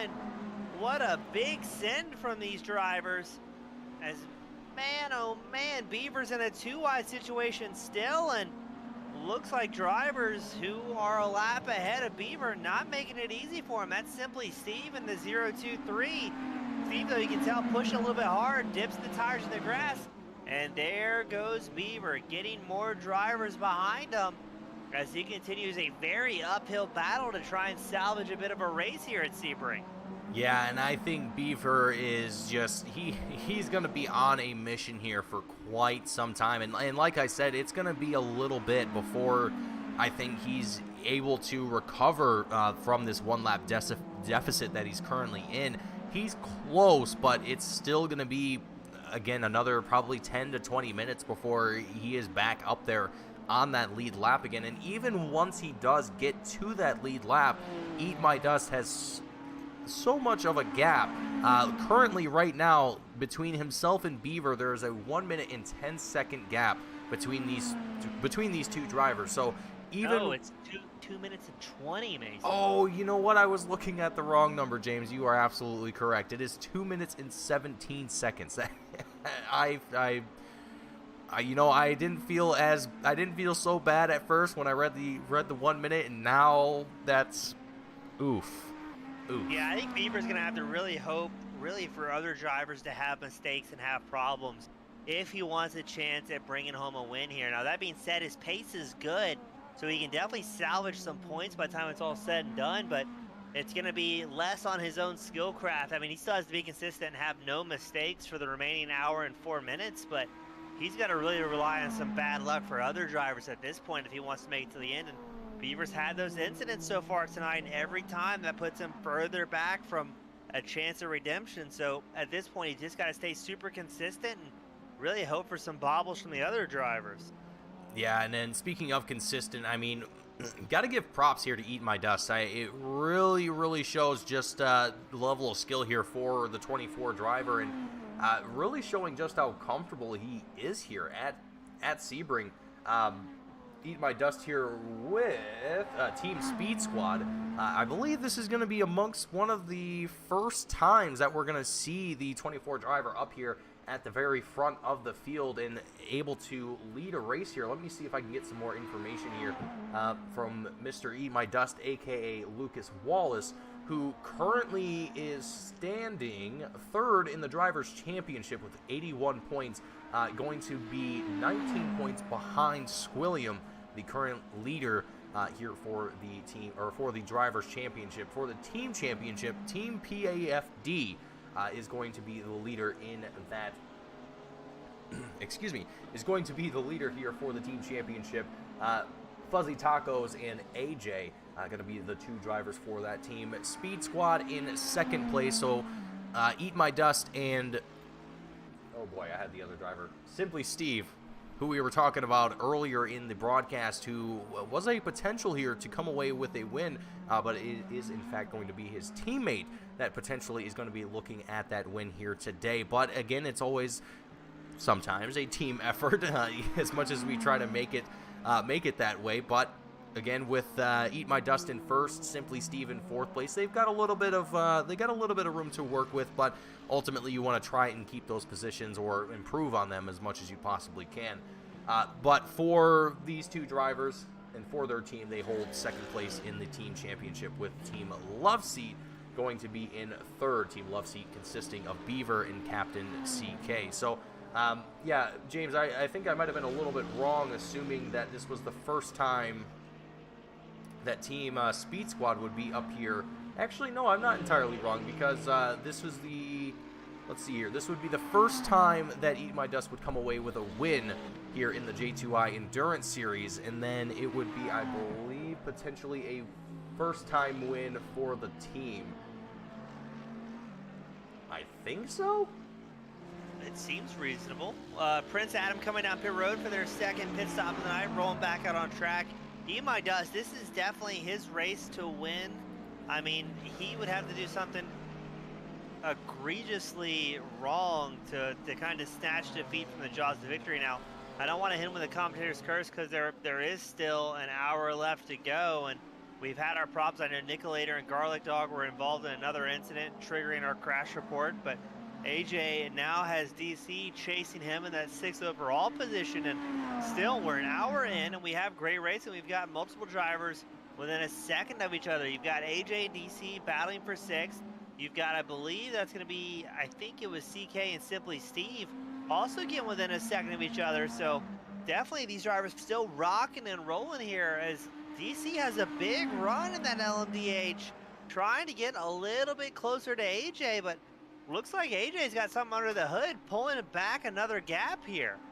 Yeah, AJ doing a phenomenal job here in the halfway mark of today's race, and DC trying to do all that he can to improve his gap here between himself and AJ, about a half a second between these two at the moment as they head off into turn number 1. A great entry here, an exit from the number 45 driver. DC also a fairly decent entry and exit here as well, but a slower exit here slower entry here into the S's, and really just kind of going to be a tooth and nail fight between these two drivers not to make any errors.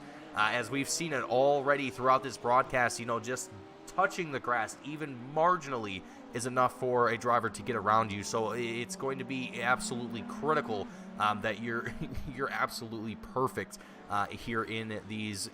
While it might not be wheel-to-wheel battles, they are still battles nonetheless.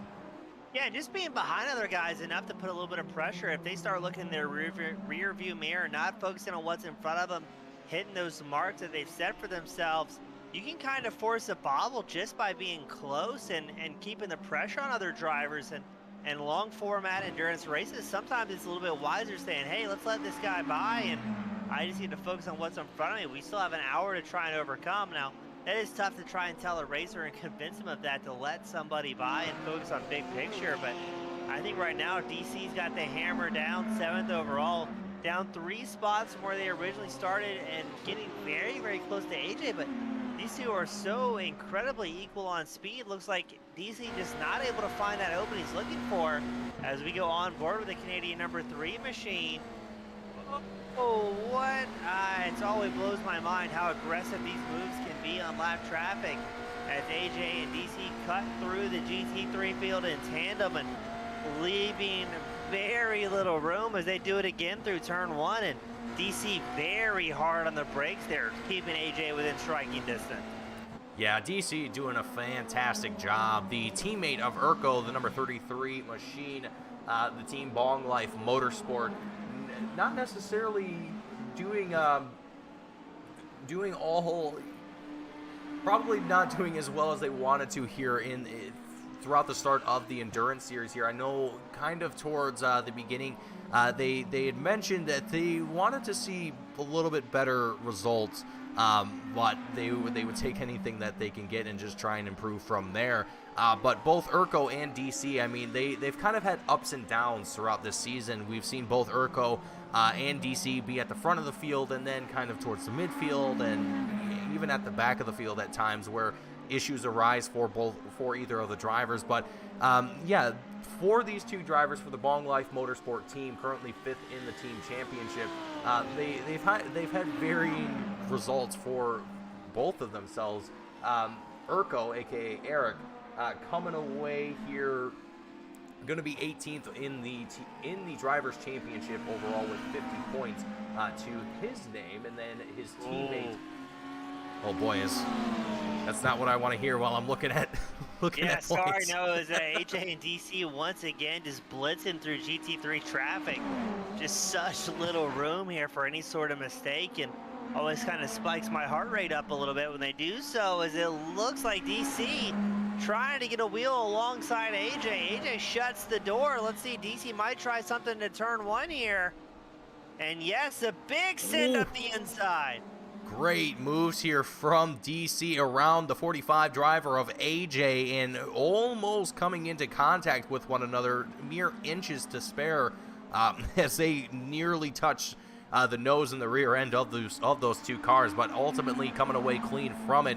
DC now going to be up in 6th place and only 33 seconds behind his teammate Urko there in 5th at the moment. So we're going to see two teammates back-to-back here before too long, I'm more than certain. We'll see what the pace difference is going to be like here for his teammate Urko that we're watching along with now, the number 33 driver. It's showing here in timing and scoring the pace between Urko and his teammate DC.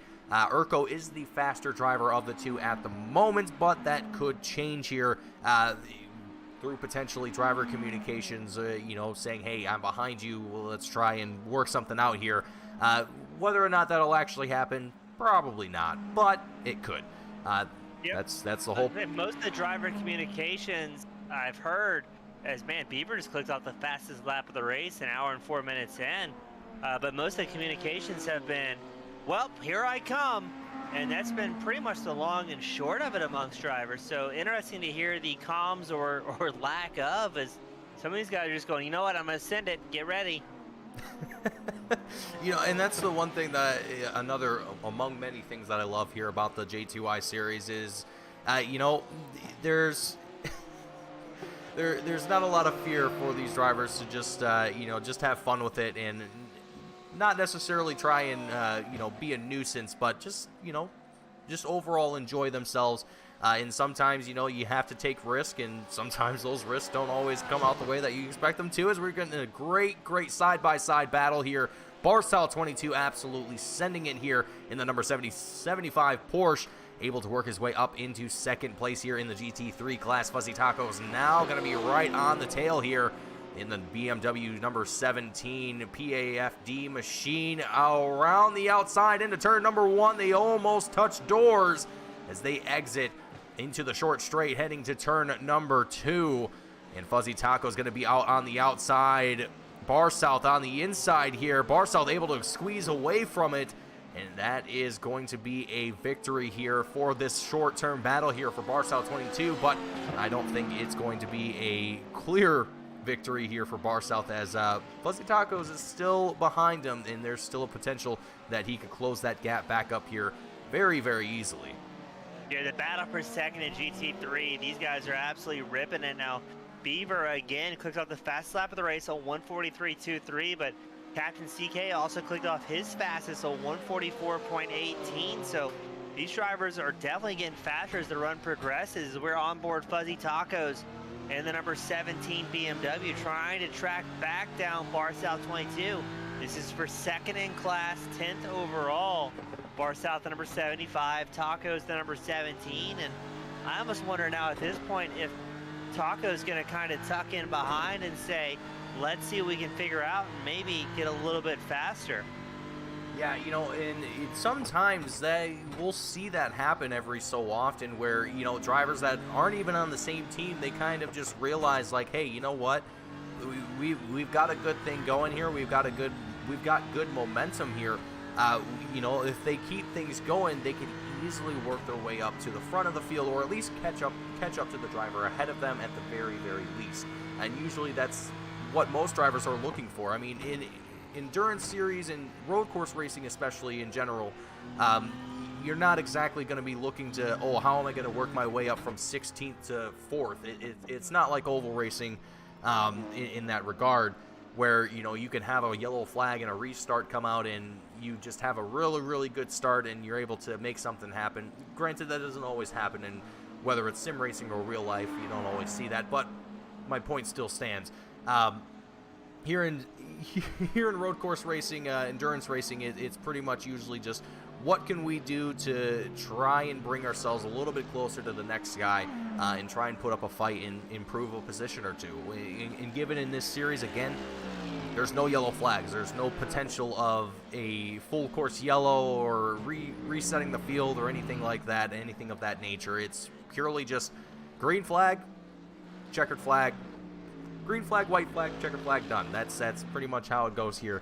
And I think that really, again, just gives a great flow to how the races go here for J2I, and gives a great opportunity for drivers just to race. It's not necessarily, you know, being as realistic as possible and trying to have full restart procedures and so on and so forth, as, you know, some leagues try and mimic real life series as much as they can, and other series like J2I, they just want to race, and I love that. Yeah, I'm a big fan, and I think it's interesting as well seeing drivers kind of use traffic or other drivers to their advantage. I mean, we've seen several LMDHs here tonight hop kind of offline to pick up a draft from a slower class car that they're lapping through. And that's what you talked about earlier on their broadcast, trying to find every 10th, every 100th of a second over the course of the run. And they're doing that even with draft off other traffic, trying to maybe get pulled up a little bit farther forward, get a little bit higher speed. And all those little moves combined is how you get in a situation like a driver such as Eat My Dust is, I believe, 30 seconds ahead of McAllister. So guys are doing well as we've got a few drivers coming down pit road. That's Bar South and the number 75 down pit road for the second time tonight. Most of the field pretty stretched out here, but as I say that, Simply Steve just made a move on Captain CK.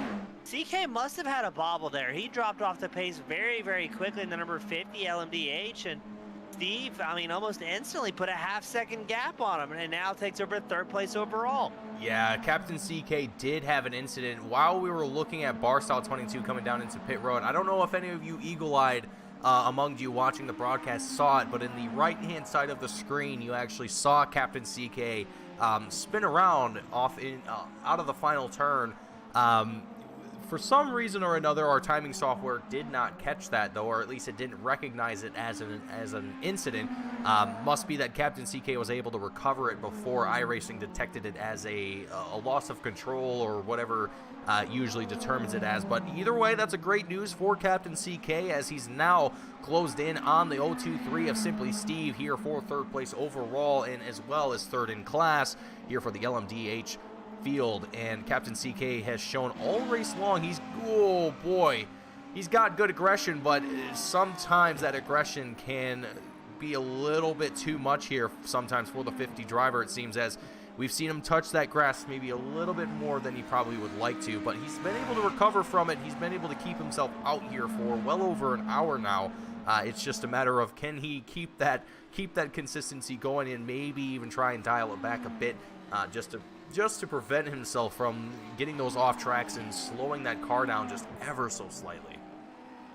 Yeah, and Mason, I think it's a little ironic. Most sim racers, the really good ones, usually don't touch grass. So these guys are definitely having a big issue here, and it's a very quick way to send yourself kind of careening off track and calling it a night very, very early. But thankfully, everybody doing a relatively good job. We've seen a few big incidents, single car incidents, a couple of drivers having, compounding incidents with lap traffic, but I mean, I'm still impressed with how good the racing is all across the track. Bar South Fuzzy Tacos still nose to tail. I know Paper Bag is coming down pit road this time by in the number 420 machine, so he's letting the other drivers know what's going on. But man, look, I mean, 0.3 of a second separating this battle for third, and very quickly going to be the battle for second as Paper Bag's down pit road.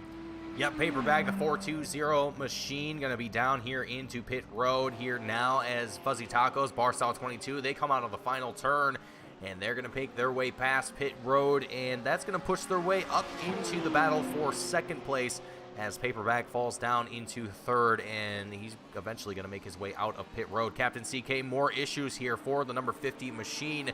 Another off-track incident here, and able to recover from it here again. But yeah, James, I mean, it just seems like it's a tough day overall for a lot of drivers here, and it's not just any one individual driver. It's almost feels like the whole field is just having some issues here and there, and I'm still not 100% certain whether it's solely track temperatures or tires or what the case might be. But whatever the case might be, I definitely don't think I would want to be out there on track right now trying to be out here racing for positions and such. Yeah, this has got to be, I mean, we're at the back half. We've already thrown the green and white cross flags signifying the halfway of this main event. I mean, these guys are definitely feeling the effects of attrition at this point. I mean, we asked a question earlier, are there driver swaps? And it looks like the answer is a resounding no. I mean, so guys such as Bar South and Taco, who are on screen battling for second in GT3, as well as 10th overall, there's been no breaks for these drivers. You get maybe 30 seconds in your pit stall. That's not enough time to go grab a drink, do whatever you need to, and make sure you're good to go. You are planted for 2 hours minimum for this main event. Yeah, and that 2 hours can be sometimes excruciating, depending on what kind of mental state you're in, or just what kind of race you're having that night. And like you said, you don't have any time to really do much of anything unless you have a drink readily accessible to you. It's not like real life where you press a button on your wheel and all of a sudden you have water. Hooray! It's, you know, it's a little bit more complicated. Well, maybe not a little bit more complicated, but it takes a few extra steps in the sim racing world to make those things happen. And for 2 hours, you know, again, a lot of people, most people, I would say, that aren't sim racers or just familiar with sim racing, they would probably think, oh, that's a piece of cake. I can do that, no problem. Yeah, I unfortunately, I beg to differ. Yeah, I mean, get out here and do it. It's not. It's a sim. It's very as close to true to life as you can get that I've ever found on anything you can run on a computer, and it's mentally taxing and surprisingly physically taxing, even for a sim. And again, I keep touching these guys, Bar South and Fuzzy Tacos. When you have no chance of a break, these guys are definitely pushing each other. Now Squilliam's got a 30-second gap over this battle for second. And as this battle continues, we pan the camera over to Squilliam. I mean, he's just kind of rocking and rolling, and that battle behind him slowing down the pace a little bit and allowing him to continue stretching that gap.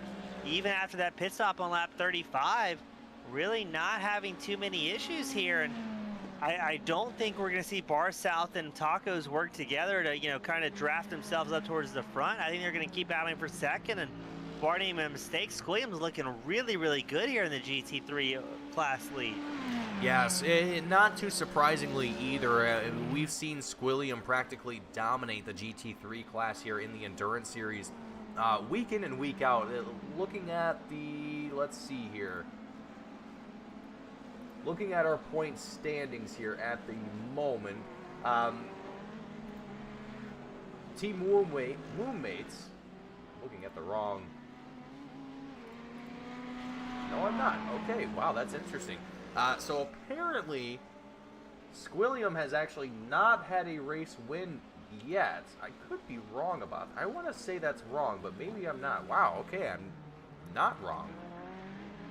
That is very surprising. I want to... I am very surprised by that.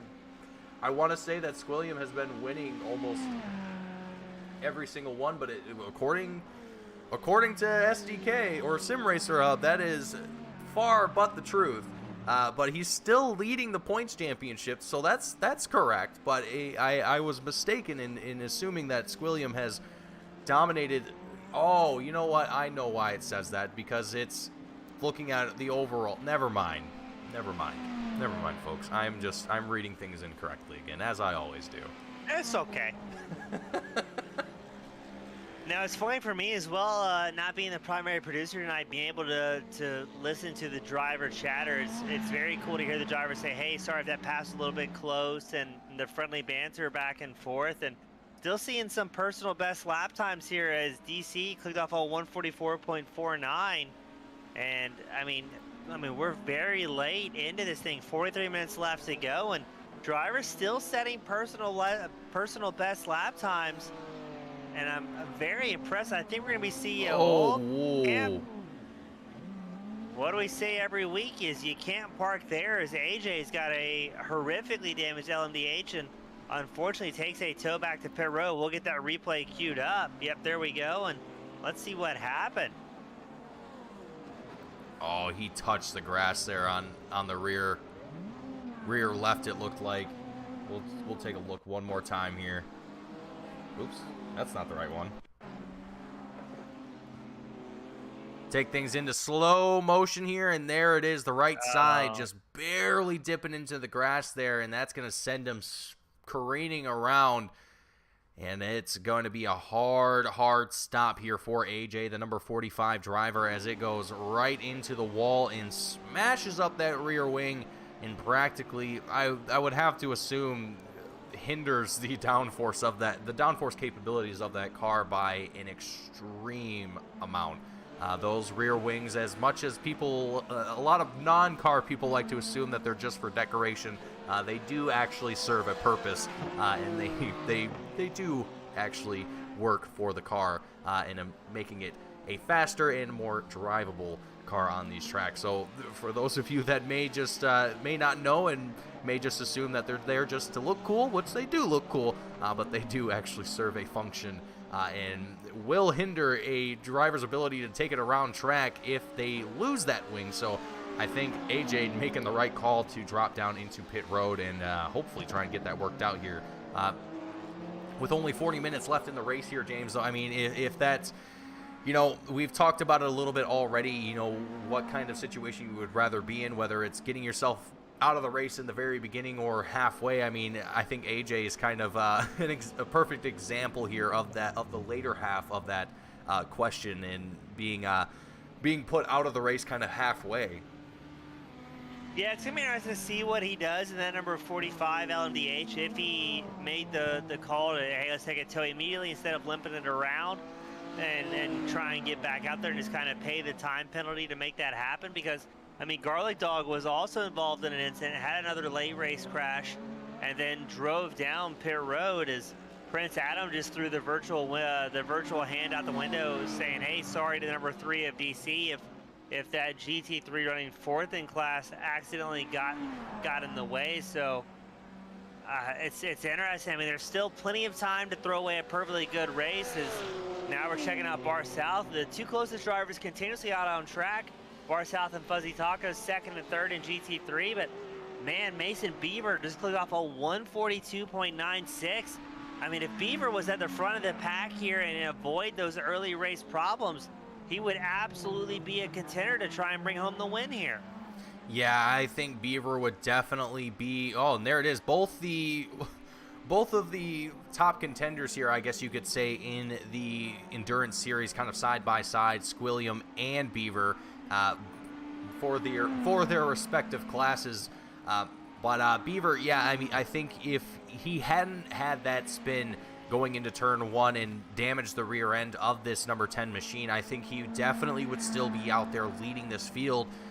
Whether or not Eat My Dust and Gareth McAllister would be there in 2nd and 3rd place, right there with them or a little bit further back, I would have to imagine that he would have a little bit of distance between them. But it's interesting to see just how quick he is here, given the deficit that he's working against at the moment. Right now, he's just about, well, really, he's got a full lap pretty much that he's got to work with before he's back onto the lead lap. So still, I mean, even with the 20 minutes that I gave him earlier, it still isn't enough, and it's going to be a long, strenuous climb back up to the top here, with AJ also being affected by this and dropping back into 8th. That's going to give Beaver a free spot, essentially, if you will, if you want to consider it that, to move back up into 7th place here. But yeah, I think for Beaver, if it wasn't for the uphill battle that he's currently fighting, he would definitely be up there,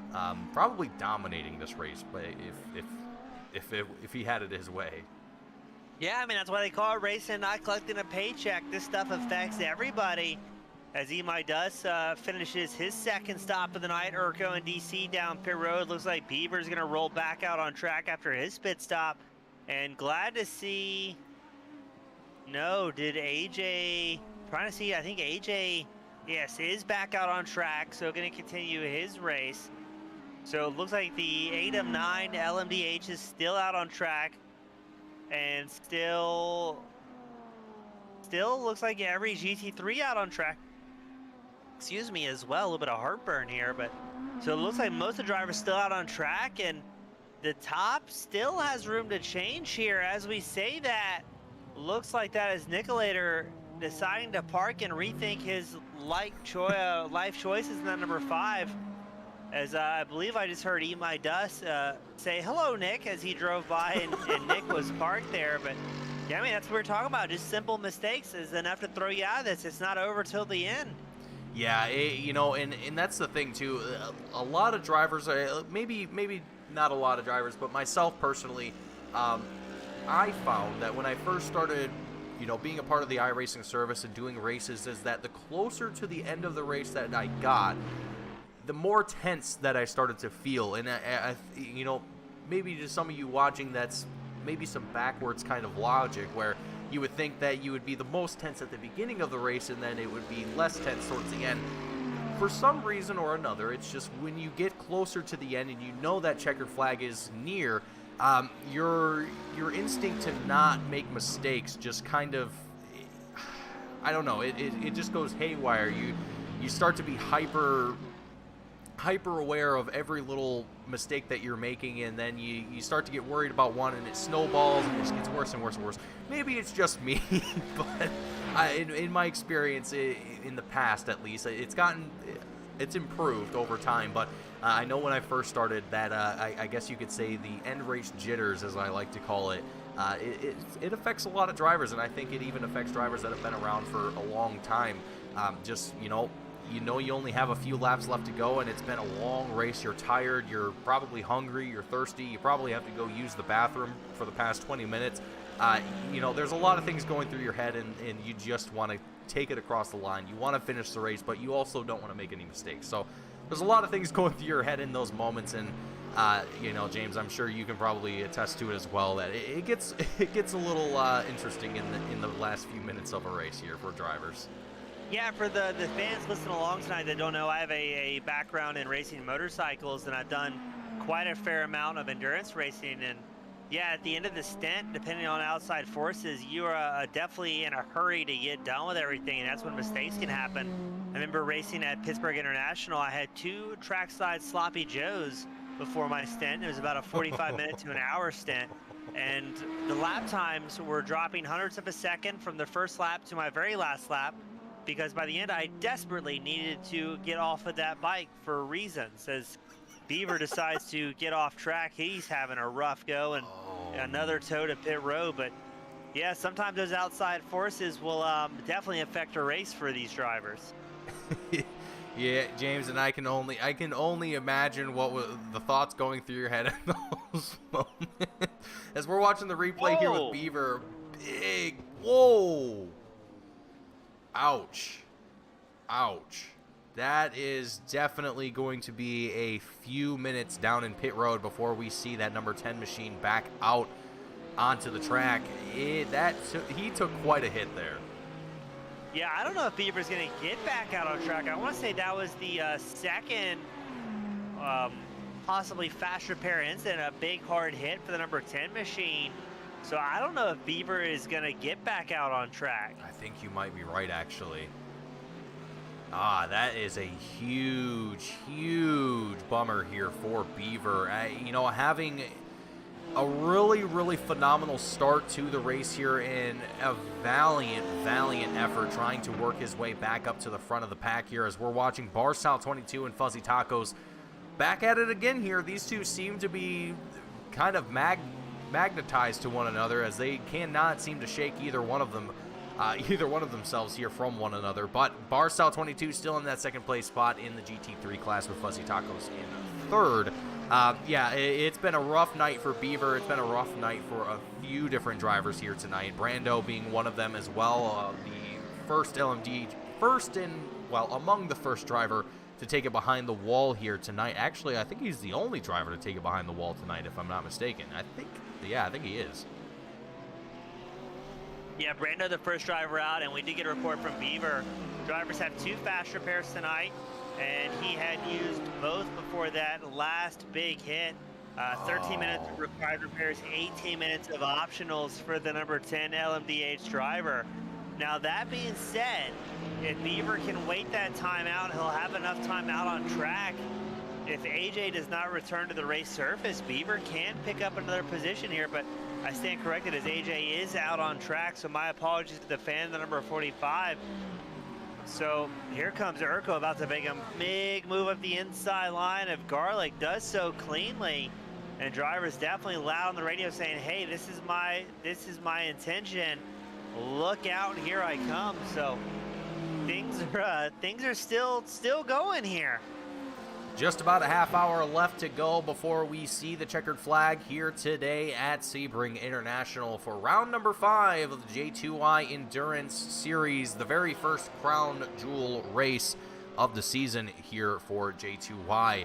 And the first time that we get to broadcast a crown jewel race here for J2Y on the Team Goon Squad channel, so it is a great day overall, a great day of racing that we've had so far.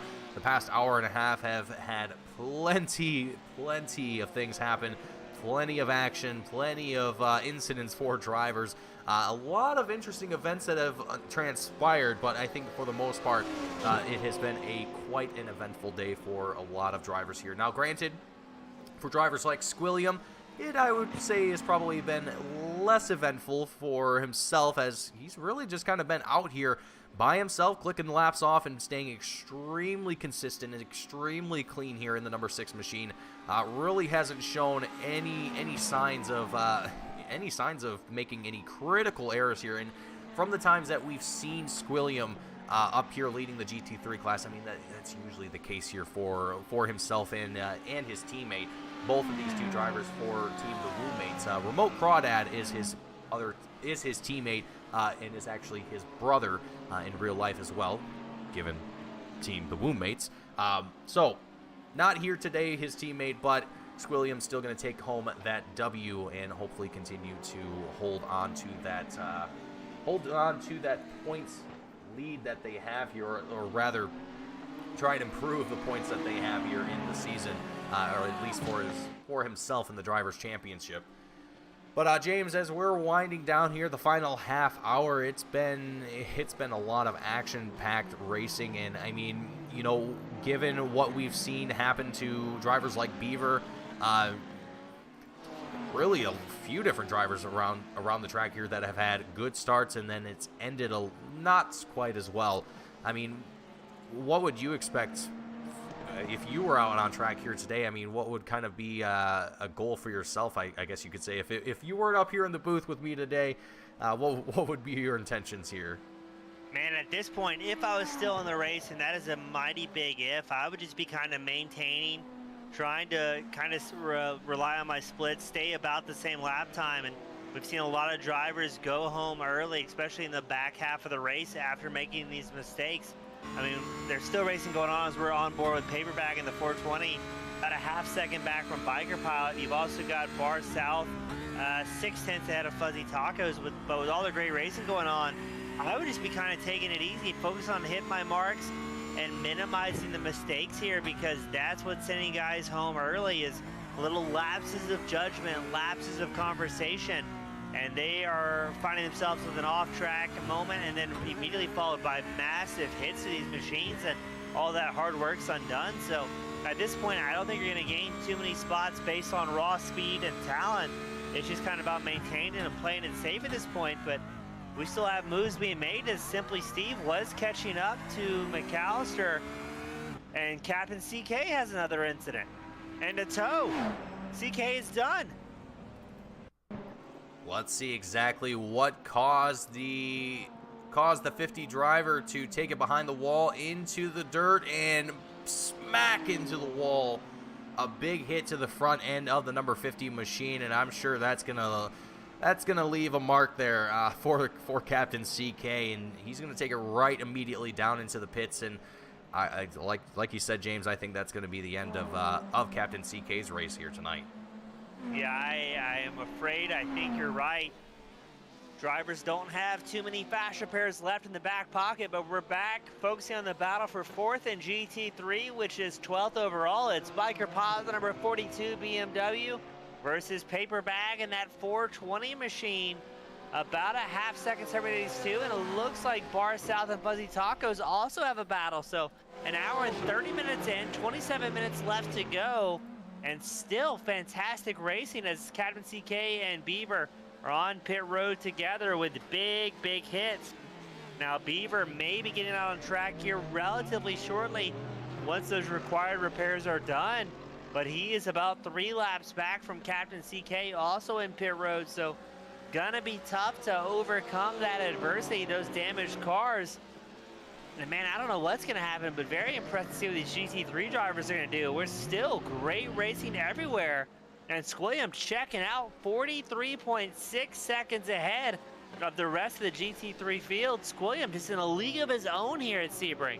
Yeah, he's in his own area code at this point. I don't even think he's even on the radar for a lot of drivers here at this moment. I mean, if I was Bar South, if I was Fuzzy Tacos, if I was anywhere near the top 3 at this moment, I don't even think I would be remotely concerned about where Squilliam is on the track at the moment, because he's just, it's untouchable at this point. His pace is just incredible, and you know, that's not to say that there aren't other drivers out here who could be up there with him, trying to fight for positions, but it's just that's the way that the race is kind of shaped out.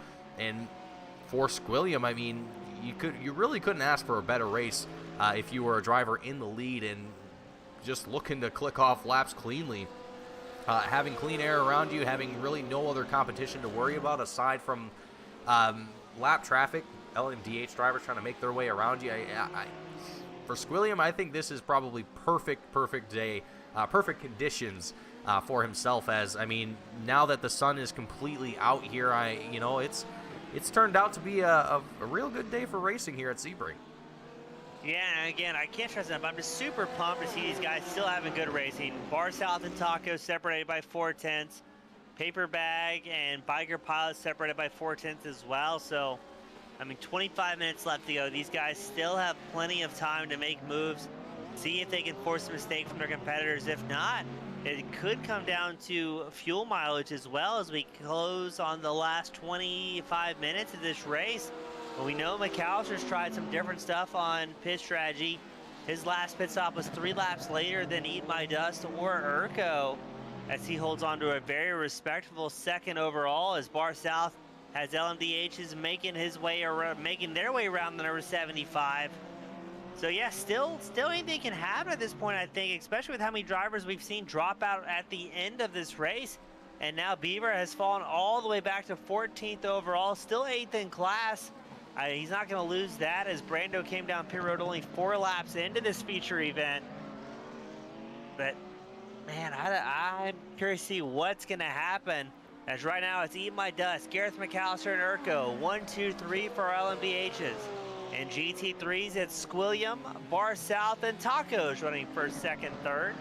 And yes, still 24 laps left to go. And right now, I'd say the results could be pretty locked in, but we've had drivers such as DC trigger our crash report. Yeah, we've had DC, triggered at lap 53, so last lap. We had an issue here with the number 3 driver, and we've also got an opportunity to talk to Beaver here, as he's still down in pit road. So we're going to go, whoa. Heading through the bend, the final turn here at Sebring. That was contact, it looked like. Let's take a look at that one more time here. See just exactly what happened, and he pushed it real hard, and I think he might have anticipated going into the side of, I'm not sure who that was there. I want to say that was Biker Pilot. That might be wrong, actually. No, that's not Biker Pilot. Anyway, DC able to recover from it, and luckily no major damage to the number 3 machine. But let's go ahead, let's bring Beaver up here into the booth and have a little bit of a conversation with the number 10 driver and talk a little bit about his race here today. The leader goes off track. I'm sorry to interrupt. Eat My Dust just had an off track. Big issues here for the leader. Eat My Dust, the number 24 machine, able to recover. Let's bring a quick replay here, just see exactly what happened here. Too much curbing, pushes wide. Able to hold on to it though, but man, that could have been disaster for the number 24. And Beaver, speaking of disaster, it's been a tough race for yourself and for many other drivers here tonight. I mean, walk us through a little bit what some of the challenges that you faced here today. It looked like it's been a challenging day here at Sebring, and both myself and James, we've kind of been theorizing what some of the causes might be here. We've gone all the way from tires to track temperature to driver attrition. I mean, I'm sure it's a combination of all of these things, but what were some of the major issues that you were finding behind the wheel here tonight? Yeah, well, first of all, I was joking with the guys that I've made more mistakes in this race than I have in both the sprint and endurance combined, which I think is hilarious. But as far as challenges, when I practiced throughout the week, I really only did one stint at a time, which is, I don't know, 25, 30 minutes or so. And over the course of 2 hours, it's really hard to stay focused and hit your marks every single time. And in a track like this, there's not a lot of room for error. Clearly not a lot of room for error. And in my practice, I was clean with every stint, but it just seems like everything went wrong here. I've made mistakes that I hadn't made before. The track temperature felt nice throughout the morning. You know, I wrecked towards the beginning, and then again, and yeah, just making mistakes that I hadn't made before. Maybe some conditions like the sunrise. The sunrise was actually very distracting.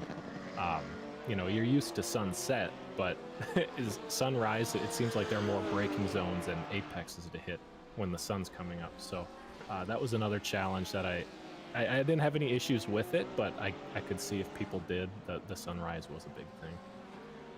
You know, and that's not something I would really think about either. You know, the sunrise or sun setting, you wouldn't think of those things as being something you would have to worry about during a race, but now that you mention it, yeah, I could see how that would be a little distracting. Yeah, definitely something we didn't account for because they were day practices and they were midnight practices, nothing in between. And you don't know what's going to happen until it happens, and then at that point, well, good luck. Now, Nick, you still have the fastest lap of the race. I mean, absolutely hauling the mail with that. It was a 142.96. We're pretty late. We got less than 20 minutes left to go. Do you think that lap time's going to stand at this point? It's hard to say. My Dust has had awesome pace, and I was making it my goal to chase him, and there were laps where I think we were equal on pace. So come to the end of the race when he's light on fuel and he can put whatever energy mode he wants. You know, if he wants to go into attack, there's no doubt that he could run maybe a 43.7 if he got clean track. So it's not over yet, but at the very least, I think I got the pole bonus point. So I'm sticking around, trying to get the 90% that they require, get some of these repairs done, and then run a couple more laps. Hopefully, I can at least maintain one of those bonus points, if not two, to make up for some of the lost points tonight. Well, Beaver, I think even despite all of the calamity, all of the, well, really just tough breaks that we've seen here all night long, I think you did a phenomenal job in the time that you were out here on track, and hopefully that doesn't give you too much of a bad feeling heading into the next couple races that we have here. And I think the next endurance race that we're heading to is actually going to be at a track that I have never been on, and I don't think I'm going to be able to say this correctly. Magny Core? I'm not sure. I'm not sure if I said that correctly, but it's also a track I've never been to, so it'll be a first for myself. Yeah, then it'll be a first for both of us. It's I know I just bought the track, but I've never set a tire on it, and I don't know the layout at all, so it'll be a learning experience for all of us. But my goodness, I hope that race goes better than this one. Well, I can only say I hope to see you back up here towards the front of the field, or at least back in where you're used to being at in the next couple of races here, as we're seeing Fuzzy Tacos make his way down into pit road, and we're just about ready to enter into our final 15 minutes of the race here. James, do you have any other further questions here for Beaver before? No, always a good time talking to Nick, and unfortunately under these conditions here tonight, but even as a racer and you got to be enjoying the show and how well these drivers have come over the duration of this event. And I guess before I let you go, anybody you want to give a shout out to that might be listening along here tonight? Shout out to both of you guys, James, Mason. Thanks for putting on an awesome broadcast. It's cool that you get to stream such a long and fun race. I wish the turnout was a little better, but hopefully you've kept it entertaining between you two. And maybe a little mid-race interview could change things up a little bit. So hello, everyone. And hello, Gamer Girl. Always good having you up here, bud. Great time as always. And yeah, hopefully we'll do a future mid-race interview under maybe a pit stop or something, and as you're still out there putting down hot laps. Absolutely. Well, Beaver, thank you for joining us up here in the booth. I certainly look forward to seeing you in the coming weeks, and hopefully we get to talk to you in better circumstances in the coming weeks. Certainly, yeah. Enjoy the rest of the race, guys. Absolutely, you as well. Alrighty, folks, so that was a chance to talk here with Beaver from Team Loveseat in the number 10 LMDH machine. Heading out of the booth here, back down into pit road to enjoy the rest of the race from the pits, and unfortunately going to be the end of his race here tonight. A very, very valiant fight from Beaver all race long to try and recover himself back to the lead lap, but to no avail, unfortunately. Sometimes that's just the way things go. But I think for Beaver, and I think, well, not necessarily for Beaver, but I think for the rest of the field, it's going to give them a little bit of an option here to kind of shake things up as far as race wins go, at least for the LMDH class. Normally, typically what we see here is Beaver and Squilliam kind of dominating each of these classes, but I think today it's going to be a little bit of a different story as far as the LMDH class goes. As far as GT3, well, it's still Squilliam dominating and doing his thing as he always does, just showing that he's got the prowess, and getting another lovely, lovely picture of the close-up of what's on the side of the Team Woomates cars. I just love, ever since I realized it wasn't a cherry, I just can't stop. Oh, bless their hearts. And yeah, like you're saying, things getting upset. Still lots of mistakes. We saw Eat My Dust with the off track. Gareth McAllister, Nicolator, DC, all involved in, I believe, solo car incidents. So these guys are getting dangerously close. Less than 15 minutes left to go in this crown event. And I mean, anything can happen at this point. Thankfully, Eat My Dust still holds a 55-second advantage over McAllister. McAllister, though, only has less than 5 seconds over Urko, 4.6 between the second and third place overall driver. And now Squilliam, the GT3 class leader, he's down pit road for his what should be final stop of the night. I'm not sure if Eat My Dust and McAllister, though, can make this thing to the end on fuel. I think it's going to be a little bit close if they're going to run it, or if we're going to see some last-ditch effort pit stops before this is all said and done.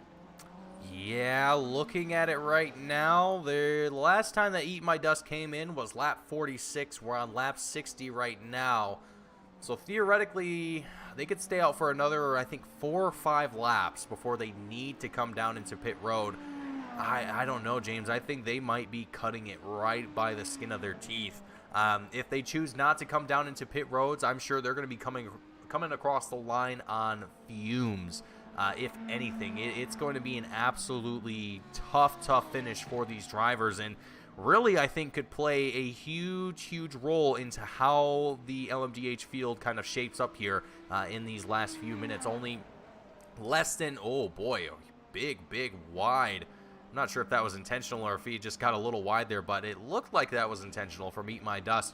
Either way, we've only got less than 15 minutes left in today's race before we see the checkered flag fly, and given just how close the top 3 for the LMDH class are for pit stops, yeah, James, I think you're right. I think this is going to be a very interesting finish here for our LMDH class. The GT3s, I think, might be okay. I think they are actually going to be all right here, as they're all going in through pit road right now as we speak, so we don't even got to worry about them.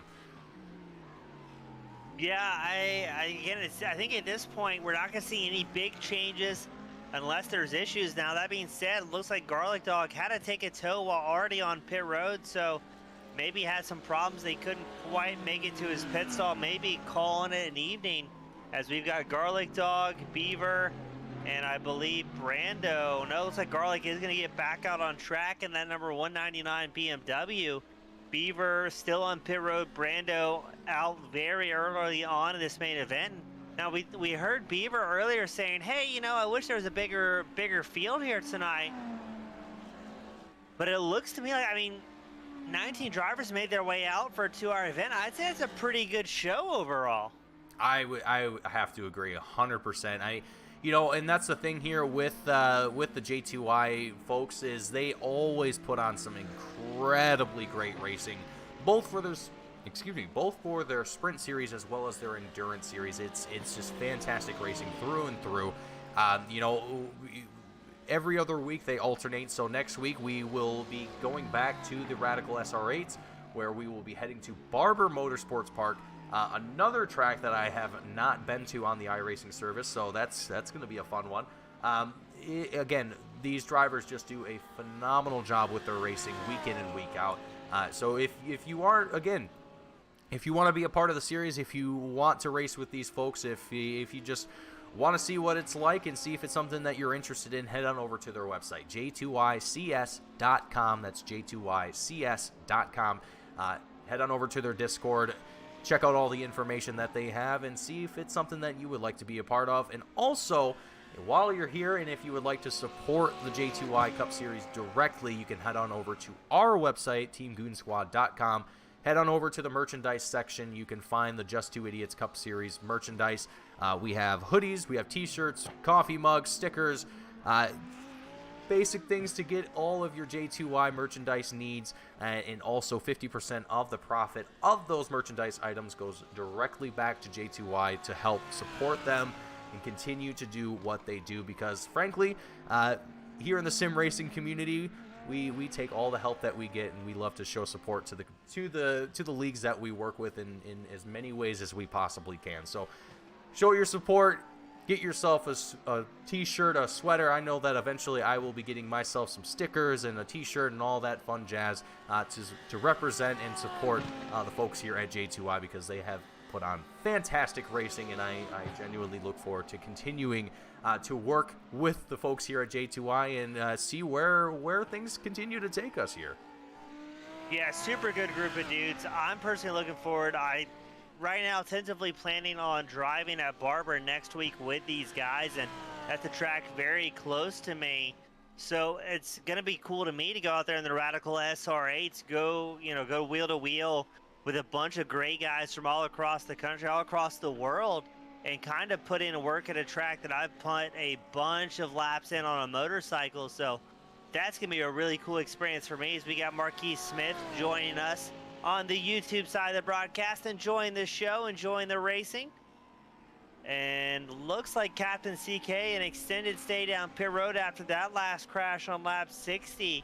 So that's another LMDH driver might not be making it till the end of this thing, as it's still Eat My Dust, McAllister, Urko, your top three for LMDH. Squilliam, Bar South, and Tacos, the top three for the GT3, as Captain CK is getting back out on track in the number 50. And we'll keep putting that head down, but he's a minute and 12 seconds back from AJ, 6th overall. So again, it's a lot of uphill battles for different drivers, but keep an eye out on as well. Urko has been reeling in McAllister for that 2nd overall spot. McAllister has had that advantage whittled down to only 3.7 seconds over the number 33 of Urko, and it's not over till it's over. Just 8 minutes left to go in this thing, and we've seen enough crashes here tonight to know that nothing is set in stone.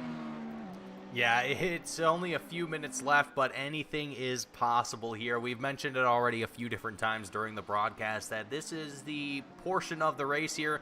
These last few minutes is where, realistically, the worst things can happen. Drivers can make a lot of mistakes, and at this point, I think a lot of drivers are going to be feeling the effects of being behind the wheel in their sim seats for almost 2 hours now at this point.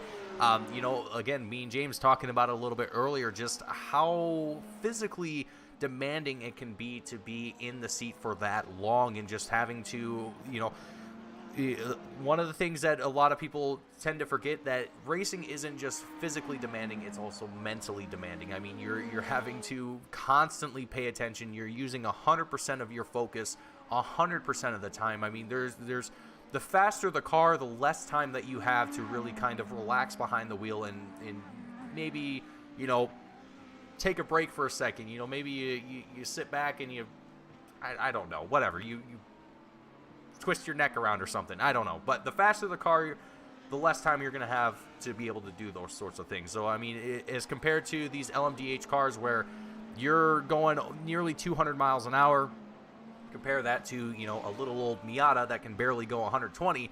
That's, big difference. Big difference in the racing style and the amount of time that you have behind the wheel to kind of get yourself comfortable and, give yourself time to think, I guess is the biggest thing to come away with that. But James, only a few more minutes left to go. I know that you're probably very, very tired as well after your little bit of a workout before the race. Yeah, I made mistakes. It was a terrible night to do cardio right before a crown jewel race, but these guys are doing it well. And to your point, Mason, a good point about the faster cars versus the slower cars. I mean, a little bit of a trick in endurance racing, if you have a long stretch ahead of you, a long straight, you can kind of stretch the fingers out on the wheel and do a little bit of stretching. Even that is taken away from these LMDH drivers. They are wide open all the way around, and I mean, about 15 seconds faster per lap than our fastest GT3 drivers. There is no time to really stretch those fingers as Captain CK has a moment of a lapse there, and looks like Book also off track, trying to hold on to it. Looks like clean track behind as he is drifting. I don't think he's lifted at all, so good for him, but that machine not pointed the right direction and having a real rough time finding the asphalt surface once more, and now he's got traffic behind. He's gonna pull out on track. What is the faster driver's gonna do? As that almost got really dicey really quickly, as Book's gonna be very slow into the next corner and getting split every which way by both GT3s and LMDHs. Thankfully the field able to get through field, but man, Book, a massive moment with less than 5 minutes left to go. Yeah, that was is definitely not a situation you want to be in the last few minutes of the race. And I think any driver can attest to it. That's the last thing you want to see in the last few minutes of a race is a driver going sideways. But frankly, a lot of times you probably expect those things to happen, you know, in the final 2 laps of a race. The tension is high. Everyone's tired. Everyone wants to just get the race over with, and it's just all this energy of just wanting to be finally done with it. It's reaching its peak. And we're starting to see some drivers just start to, well, maybe turn up the careless meter just a smidgen, just for the sake of getting things said and done and over with, but only just a little bit. We're not talking just fully sending it into turns and things like that. We're not trying to end the race here by means of destruction, but simply by just making it go as quickly as drivers possibly can here, given the length of today's race. And again, this is the first race of the season where drivers are behind the wheel for 2 hours. We will have one more race like this, another crown jewel race at the very end of the season. That race will be, if I can find the correct information for it, that race will be at Fuji. So for race number 8 of the Endurance Series, we will be seeing another crown jewel race, another 2-hour race for the final race of the Endurance Series and of this season of the J2I Cup Series, at least for a little while, until they start things back up again. Now, Mason, that was super cool to me as well. So we're very late. We got less than 3 minutes left to go, but second and third in both classes separated by about 2 seconds. McAllister second in LMDHs as well as overall. He's chased by Urko's 2.3 seconds back. Meanwhile, it is going to be Bar South 2 seconds ahead of Fuzzy Tacos, who's third in class and 10th overall. So these two drivers in second especially have no room to breathe, but Eat My Dust, your race leader, Captain CK, as well as Biker Pilot, all just put down their fastest laps of the race. So at this point, you kind of talked about it, like drivers being a little bit more laissez-faire in this ordeal, but they're putting down some absolute burners of lap times and keeping that momentum going, as we've got 2-minute warning board is out. Joe Albanese has an off track. Prince Adam also has an off track. And that's the last thing these top three drivers want at this point, is to get tied up in somebody else's mistakes when they're so close to the finish line here. Yeah, let's take a look at what happened here for Long Island Nerd, and we're going to tune right into it instantly. Ooh. A little bit of a love tap there to the wall, maybe a little bit more than a love tap for the O2 driver, but I would say it's not enough to be the end of the race here for Long Island Nerd, as he's able to recover from it and get right back into the action here. Let's see. Looks like we had a couple more accidents here happen while we were tuned into that. Let's see what happened here to AJ, the number 45 LMDH driver. Things calm and steady, and I think this might be, yeah, there it is, just driving a little bit too hard, but did a very good job of slowing that car down as much as he could before he got into the grass and really just trying to keep it controlled going into that grass and try and keeping it as straight as possible. That's the toughest thing to do when you enter into the grass on this surface, is keeping that car in a straight line, because your car just wants to drive every which direction. And there it is, a perfect view of the white flag being flown here. Big trouble here for DC and Prince Adam, it looks like. Let's see, back up front here, the number 3 driver going through some lap traffic. I think that's Long Island Nerd. Oh. Wow. I think Adam was having a hard time getting on the pace. I think that car was damaged and eventually does take a tow back to pit road. And DC just tries to find an opening that doesn't exist. And every time you really change the throttle and the braking on these machines, makes it almost impossible to try and make anything happen, and really upsets the car and sends it spinning all sorts of around. And there's Long Island hopping out of the way for overall race leader. Eat My Dust, the checkered flag will be out this time by. Eat My Dust has a half lap left to go here at Sebring before he locks in such a prestigious win. Right now has a 54-second advantage over Gareth McAllister, second in class for the LMDH. Urko currently in third. Meanwhile, Squilliam still leading the GT3. He's got a minute advantage over Bar South 22. Squilliam, if this went on not too much longer, I think he had very much potential to lap the entire GT3 field. Yeah, Squilliam just absolutely just dominating the GT3 class here today. And I think that's just attributed to the fact that I don't think Squilliam, well, okay, now that I look at his off-track incidents here, he's got 14 off-track incidents here, so maybe not quite as clean as I thought, but still, nonetheless, he's able to keep himself well and ahead the rest of the GT3 field. I mean, at this point, across the checkered line, we see Eat My Dust take home the win here overall, as well as for the LMDH class. But yeah, as I was saying, I think Squilliam here, I think he could have came down into the pit road, gotten tires, fuel, and maybe even gotten a snack for himself, and still had time to get back out on track before anyone was even near him. So that's just absolutely incredible. Yeah, great racing amongst all these drivers over the course. I mean, that's a lot of drivers. I mean, a very low attrition rate over this endurance race. And these guys put on a fantastic show. As we wait for Squilliam, I believe, has to cross the line one final time to make it official here. But it looks to me, I mean, I couldn't have asked for a better race amongst these guys. As, yeah, still waiting for Squilliam to cross the line, 6 laps down from our overall leaders.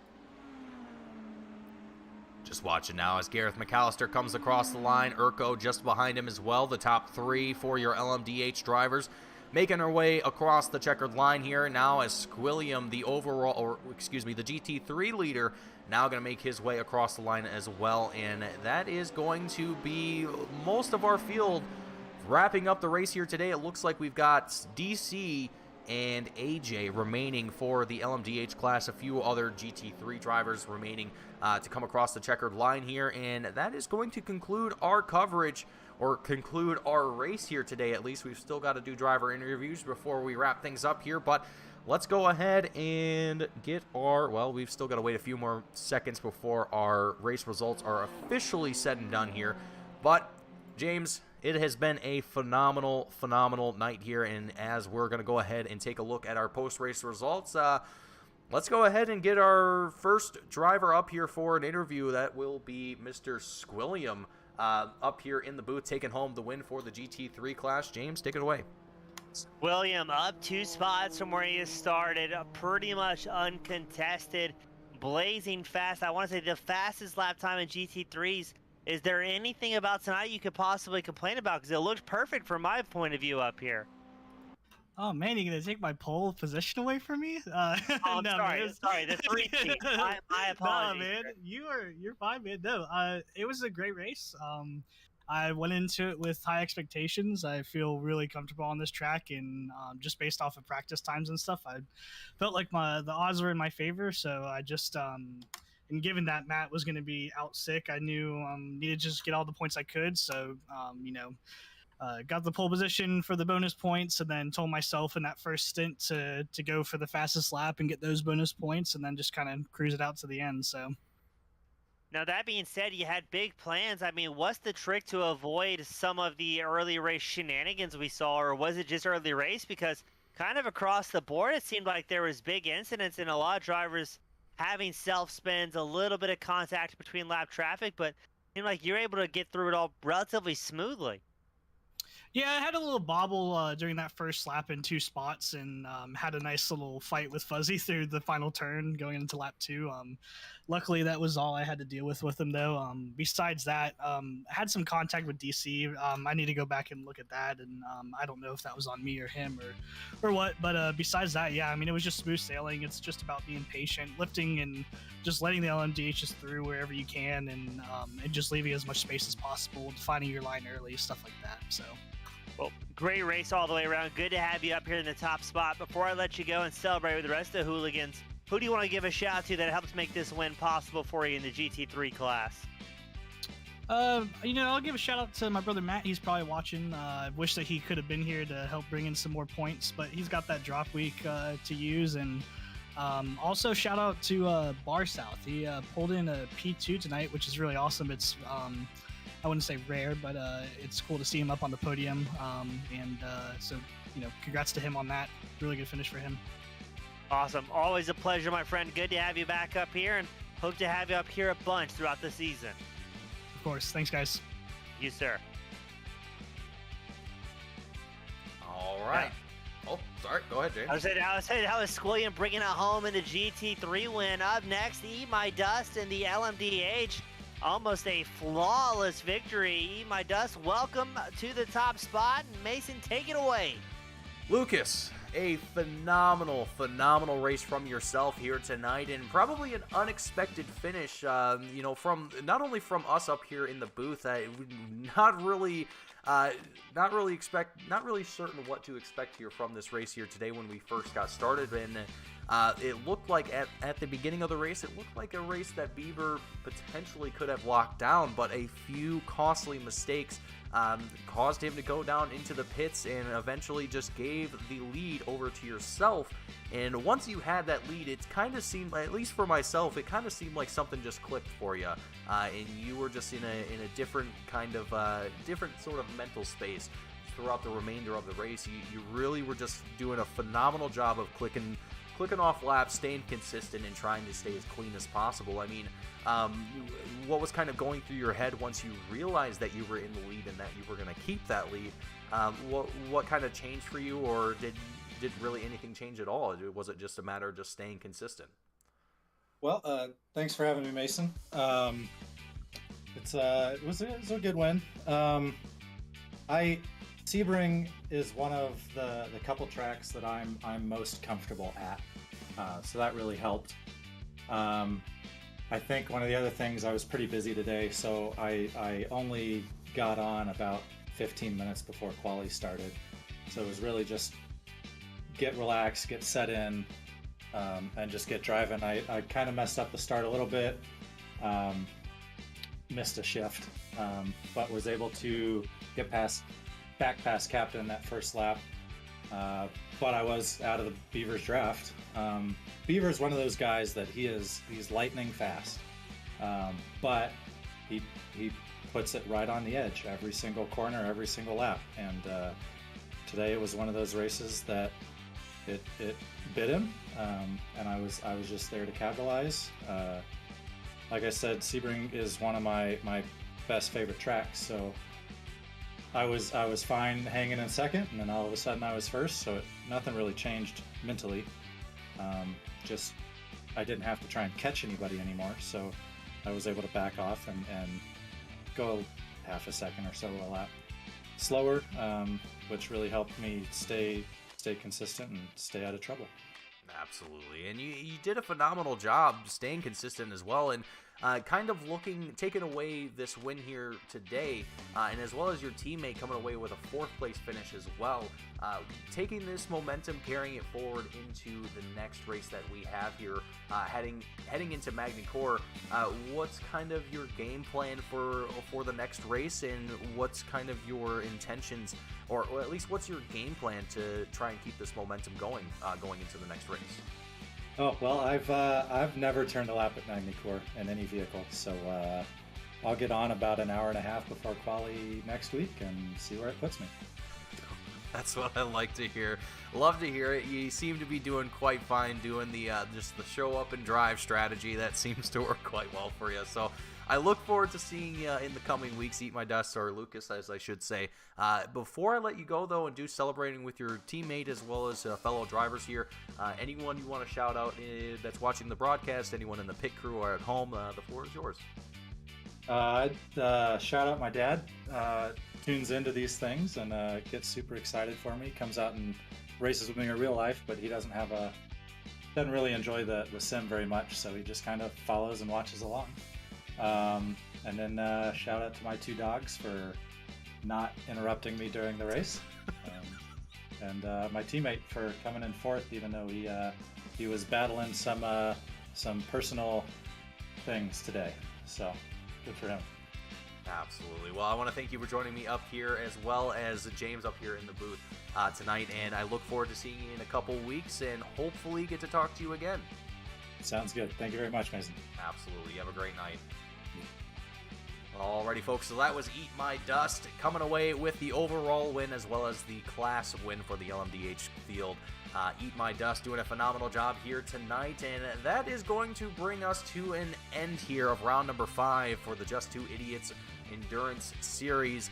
My name is Mason Heimbaugh, joined alongside me my esteemed colleague and good friend James East, bringing you all the action here tonight with Team Goon Squad, 1080p 60 frames a second as we always do. I want to thank each and every one of you who has tuned in here tonight live, and for those of you who tune in later watching the replay of the broadcast, thank you all for tuning in and watching. We appreciate it very, very much. And again, as always, if any of you want to be a part of the series, head on over to the website, J2ICS.com. You can find all the information for both the Sprint and the Endurance series there on their website. And also, if you want to support the series even further, head on over to our website, TeamGoonSquad.com. Pick up some merchandise, whether it be some Team Goon Squad merch or J2I merchandise. Remember, J2I merchandise, 50% of the profits go directly back to J2I to help them continue what they do. That was a mouthful, folks, but that was also a long race that we had here tonight. James, do you have any closing words before we end things out here? Great racing, great friends, great company here in the booth. Thank you to J2ICS for having us out. And always a pleasure calling the action for these guys. Absolutely. Well, thank you all for watching here tonight. We will see you all same time, same exact place next week. Actually, not same time, as we started a little bit earlier than usual, but you all get the idea. We will see you all next week. Thank you all for tuning in. We'll see you all in the next one.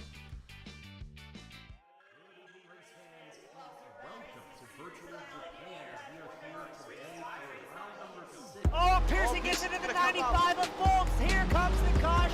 Flag is dropped here at Daytona, and away we go for the first time. Nicholas Morcell, Sean. Looks like most get through unscathed. Look at that, there's Reed Gibson. A big move at the inside line of Dom's, possibly a little bit of contact. Up now as we've got 3 wide action going through turns 1 and 2. And they're underway. Eric Hahn takes a nice jump. Wilson hasn't let him go very far. Go out here for Circuit Spa Francorchamps. Alex Johnson's off to a brilliant start there. See just how oddly shaped this one is. We saw in the background Eric Hahn go for a bit of a swing, and he's gone and he's over. New stuff. Cody Graham's the 1-on-1 up into 2nd place. Alex Johnson 6/10 lead at the moment. They're dicey up front. There's Andrew Kessel, Justin Sang. They are ready to go. The lights are out, and away we go for the very first time here at Oklahoma International Circuit. Finley Fitzsimmons